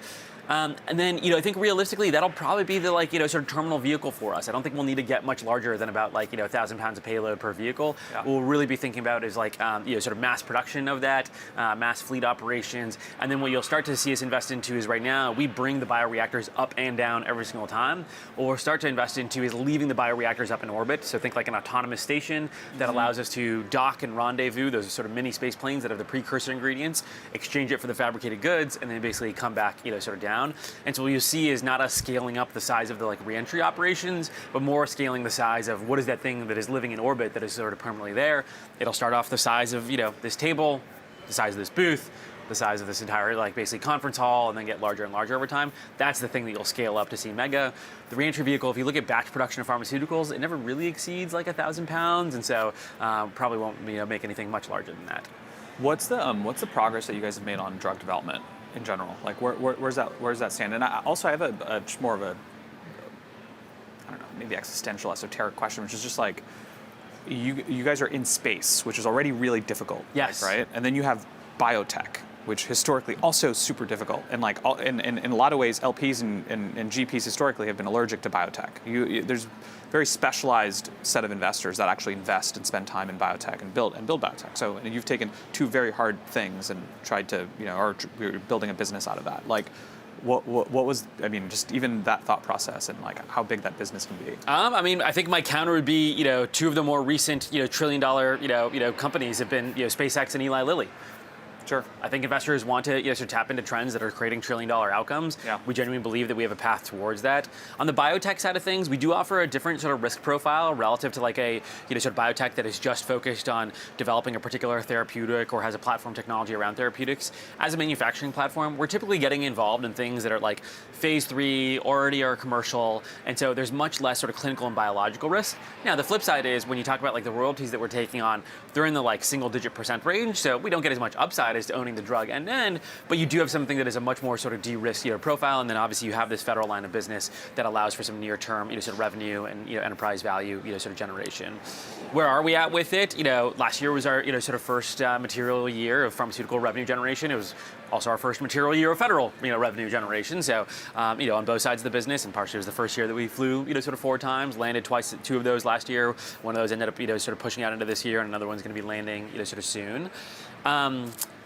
I do think, it's probably the biggest sort of challenge that we face at Varda is I do think you get a lot of our like defense hypersonics investors, and they look at pharma and they're like, man, what is this like R&D drag that is not yet producing the level of revenue that would justify that amount of R&D? And then the pharmaceutical investors are like, man, it's super great that you have like 3 different publicly traded pharmaceutical companies as customers, but what the heck is this like whole hypersonics business that is like generating material revenue and like, large amounts of, sort of EV? We are excited that, there's going to be a lot more, sort of pharma news coming out from Varda over the course of like the next, sort of quarter or so, including some of those publicly traded companies coming out public. Anything you want to share today? Nothing, unfortunately, today, but coming soon. I had to ask. Switching gears back to Founders Fund Hat, SpaceX IPO coming up in a month and a half. There's a lot of conversation about data centers in space and those different plays, but I want to get your take on the big investments made into XAI, incorporating XAI, the Cursor acquisition option, and what's your like framework with what SpaceX is looking to do with both of those acquisitions? Yeah, I mean, I'll maybe take a step back and I'll share an anecdote from a friend yesterday that I was spending some time with in New York. They're a prominent, sort of analyst at a large, sort of hedge fund here in New York. They were invited out to like the SpaceX, Investor Day. They brought out the like SpaceX employee jet, flew out something like 100 analysts out to sort of Starbase. He's somebody that's been, sort of tracking SpaceX for a long time. He's friends with me. He's been tracking Varda, sort of for quite some time. And it's interesting to hear to him how much more visceral it felt to really recognize that the space economy was clearly a thing, was going to be a very large thing and growing very rapidly over the course of the next 5 years. Because he's like, look, like you can like stare at a spreadsheet and like look at what payload volumes and prices, et cetera, are going to be. It's another thing to be sitting there at Starbase and looking at a Starship and being like, holy crap, they're going to be flying this type of thing extremely regularly. What are the things that enables for SpaceX to go do, like data centers, which gives them an advantage, sort of in AI? And what does that enable next generation applications to do, whether it's the in-space manufacturing, lunar ice mining, helium-3 refinement, orbital taxis like impulse space? There's a whole broad set of applications that I think SpaceX opens up, that some of which they're tackling themselves, some of which they've clearly left as an open field for other players to go tackle. On acquiring Cursor, I think it's something that makes a ton of sense for both sides of sort of business. I think Cursor was clearly still having sort of breakout quarters, but my understanding was that on a relative basis, relative to Anthropic and some of the other sort of coding models, even though they were growing rapidly, they were still losing market share basically overall, because the market was growing so rapidly that even though they're growing, they're just not growing as fast as the rest of the field. I do think being part of a larger entity allows them to have a balance sheet that allows them to have access to the compute, distribution, and sales that allows them to start to catch up. For sort of SpaceX, I think it allows them to now acquire a team that gives them a much better shot at being able to compete against the core foundation models. You've obviously seen sort of a lot of back and forth between Elon and Sam over the past sort of couple days. We're shareholders across all 3 of OpenAI, Anthropic, and SpaceX, and so obviously want all to succeed. And I think all of them are sort of figuring out what is their lane that they sort of swim in. And I think those lanes also change over time. I think like in the recent sort of quarter, it seems pretty clear that Sam was very right on sort of really leaning ahead into sort of data centers and having enough sort of compute and volume to be able to handle the level of demand they're getting. Anthropic appears to have been a little bit behind the ball on that, and so they've taken the approach of trying to distill their models down and reduce inference costs, but at the cost of it seems like their model is not necessarily being quite as sort of capable. I'm sure that SpaceX is going to have some core advantages with Starship coming online. One of our chief engineers, or our chief engineer at Varda, published this great website, Andrew McCaleb, that really analyzes the economics of space data centers. I wouldn't say they like obviously pencil out today, but with things like Terafab, with a massive reduction in the cost of space solar, with a massive increase in payload volume, and then also the fact that the populist left and the populist right are both aligning and being anti-data center and starting to really pass moratoriums. I found it interesting, I didn't realize this, but most of the states that have passed moratoriums are actually Republican states, not so Democrat states. The only Democrat state so far that has actually passed a moratorium is Maine. The rest are all Democratic states. And so I do think that as there starts to be moratoriums in some of the states that are the easiest to build data centers in, right? You haven't seen that yet in like Texas or Florida, but at the end of the day, I don't think Democratic states are that easy to build data centers in. They're generally somewhat harder in terms of regulations. And then if Republicans are passing moratoriums, at some point the argument of, well, if there's moratoriums everywhere on Earth, is space the only place where you can go build data centers? That starts to become a more sort of compelling argument over time. So yeah, I think they're aligning themselves the right way to like start to capture that opportunity between XAI getting folded in, Cursor, et cetera. I think we're very happy shareholders and excited for the IPO. Let's stick on the politics for a second. Yeah. So you at the Hill and Valley Forum, which you helped organize. Yes, your third hat. So at the Hill and Valley Forum, which you helped organize, you recently interviewed Administrator Isaacman. And by the way, like proudest life moment that I've ever had is very cool. Well, one of the things you asked, because I was sitting there listening to you guys speak, is you said, hey, like congrats on the administrator role. You're 42, youngest administrator of all time, and you said until you hopefully one day become administrator. What's that going to take? I've got 9 years. I'm sure you've thought about it. What's the path? How old are you now? 32 right now. Okay, so like you got 9 years to beat him. Yeah, 9 years and 5 months. 9 years and 5 months. You got to sell BARDA and then take that money. Yeah, go what to is that? space, Give me the path towards Administrator Asperuhov. I'd like to think that I'm laying the right, sort of bets for it. I think when you think about what sort of Jared brought to the table, it was clear that he was a phenomenal capital allocator, phenomenal visionary, phenomenal leader. At the same time, was able to navigate a pretty difficult political climate where he obviously had his sort of nomination pulled, but then was able to sort of bring it back to life almost a year later. I do think that requires some really deft navigation of the political climate, ecosystem, DC. I'd like to think that I'm starting to build those sort of skill sets sort of towards it. I do think I'm probably still obviously unproven relative to him. Shift 4 Payments, I think before he left was like a $25 billion company. Varda is like not quite there yet. He obviously had done a spacewalk. I have not done a spacewalk. So there's still like things at the very basic level that I need to do. But part of why I got my pilot's license over the last 3 or 4 years was to start to demonstrate sort of that competency in a field that I think NASA sort of really cares about. I do want to see myself both in orbit or on the surface of the moon, and I do want to show that I can really sort of lead and build companies that can be very meaningful in a way that shows competency towards NASA leadership. And so that was definitely my sort of first tipping of the hat. I hope to continue to reiterate that, and whoever's president in probably call it 2036, 2032. I'll nominate you. I guess I'd have to make it in the 2032 cycle in order to make it 2036. I'll have missed the cuff ever so slightly. Exactly. Dylan, thanks for being with us. Yeah, thanks so much for having me. This is awesome. See you guys. Yeah, enjoy the day. Sweet. Cheers, guys. Administrator Kerr. Yeah, maybe. Any hopes and dreams to be? I thought we were going to have a good laugh on it. He gave like a really great, compelling pitch on it. So, so we talked SpaceX, Cursor, and also for those who don't know, which I assume most people know, so SpaceX said they had an option to acquire Cursor for $60 billion, or alternatively pursue a $10 billion strategic partnership. And the whole move was tied to strengthening XAI and giving Cursor access to XAI's colossal compute infrastructure. So I think the surface level point, which I think Delian said very eloquently, which I will say very ineloquently, which is XAI's coding workflow sucks. Cursor's is the best. It's one place where they are behind. Cursor has distribution, XAI and SpaceX have the compute. Yeah. Makes sense. Awesome. All right, we have a special guest, a special seventh guest that we didn't announce. Molly O'Shea. Hello. Welcome. Oh, nice to meet you. No, I'm just Hey, great to see you. Hi guys, how's it going? It's great. How are you? Pretty good.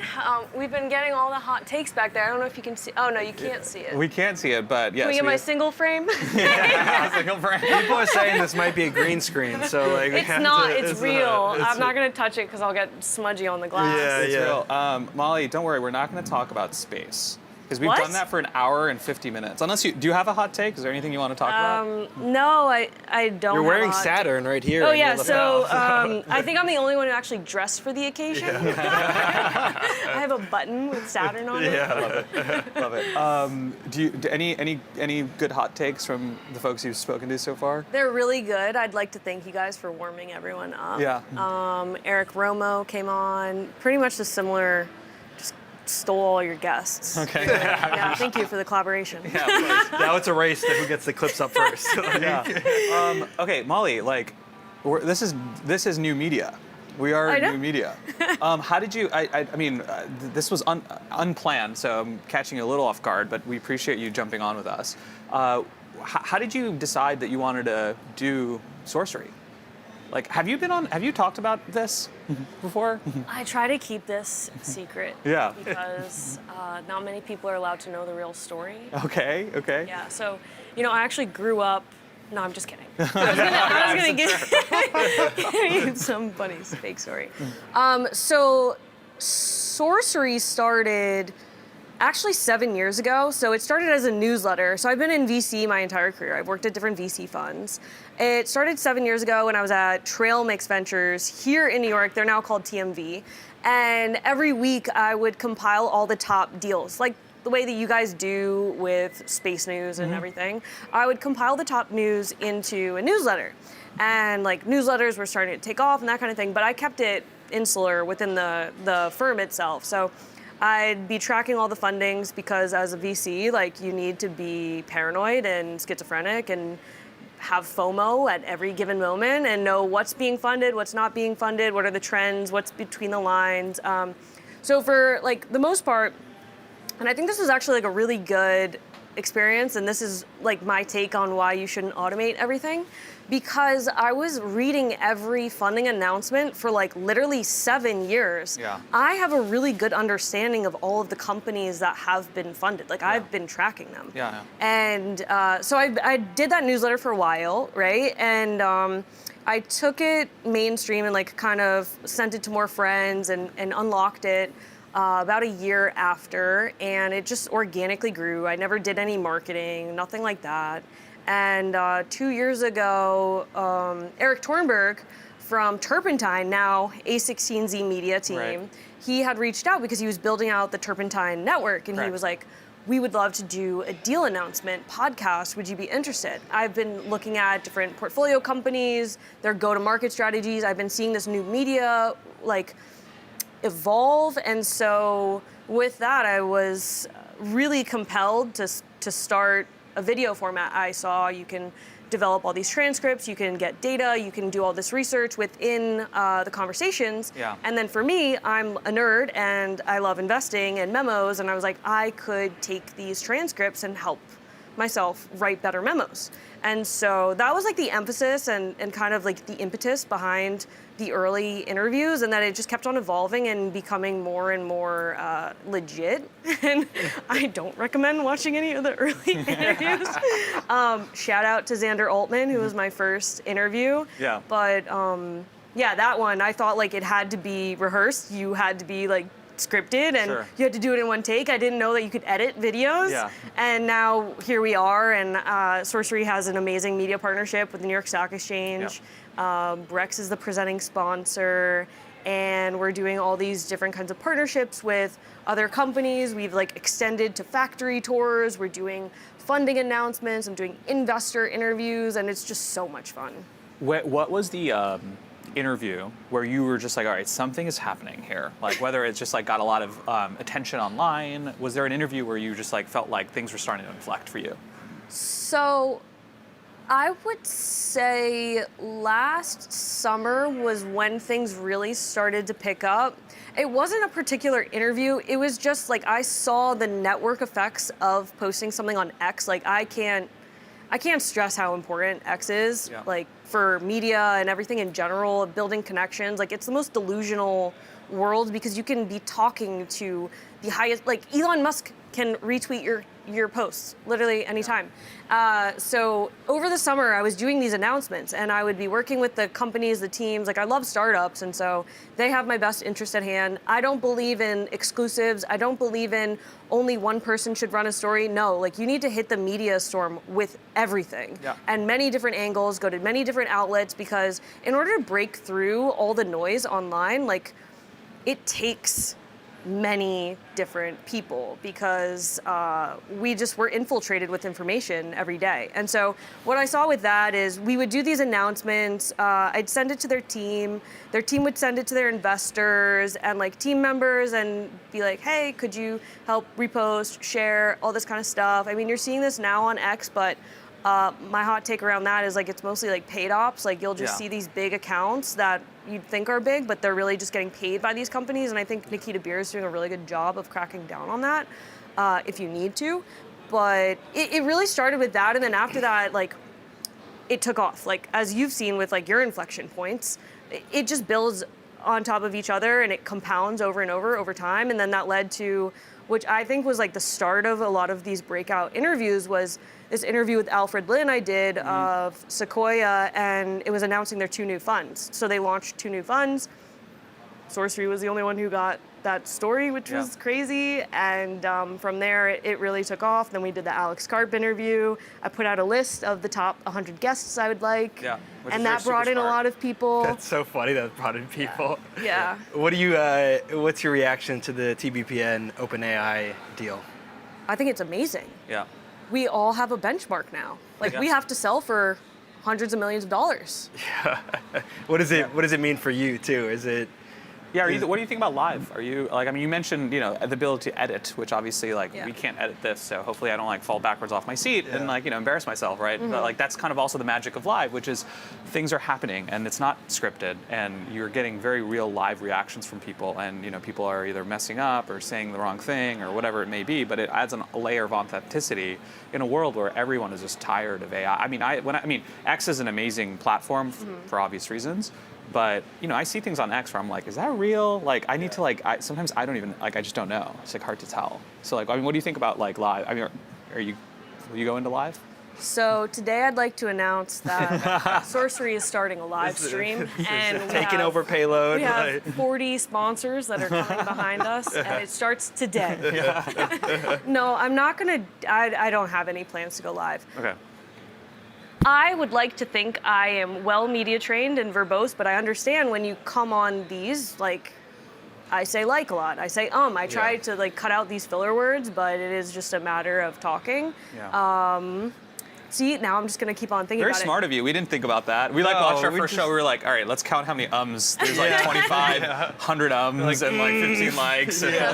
We're supposed to talk slowly. You Yeah. know, There is just something read. very nice and authentic about not being that media trained and just letting But things to your come point and of go on that live stream brings authenticity, it sometimes does. Yeah. People still come on media trained. Like, I've talked to a couple that's fair. public company CEOs, and there's a huge difference. It's like off camera, totally chill. We're vibing. It's a fun time. Yeah. On camera, and so Yeah. that's when we did that. Yeah. And it's just a little bit more scripted. And I think that does lead into the host and everything, just making it a comfortable environment so you feel like you can have a good candid conversation. I don't see myself doing live stream. I like my hot take clips and my factory tours. Yeah. Those are fun. All right, last question. I don't know how much you've thought about this, but future of sorcery, 5 years from now, what is sorcery doing?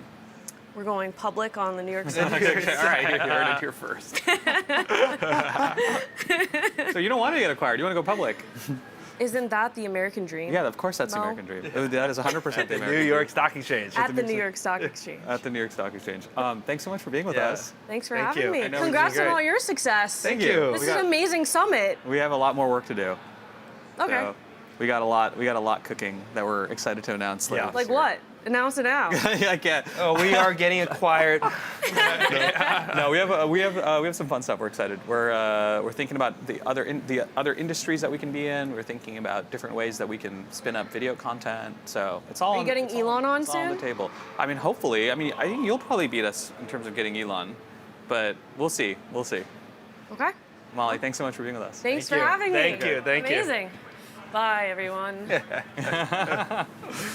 All right, I don't think we have a lot left to cover, or we have time to cover. But man, 2 hours is a 2 marathon. hours, and now we have the space day today. So We have Space Day, so we have to go back. We have to get back to the summit because both Jack and I are moderating a bunch of stuff, and we're going to talk about all the wonders of space and what's going on in the industry.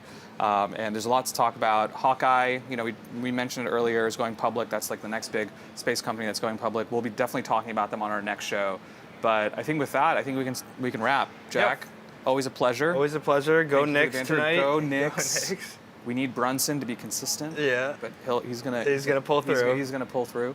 But yes, so thank you guys for being with us. Thank you guys for being with us for 2 whole hours, which is a long time.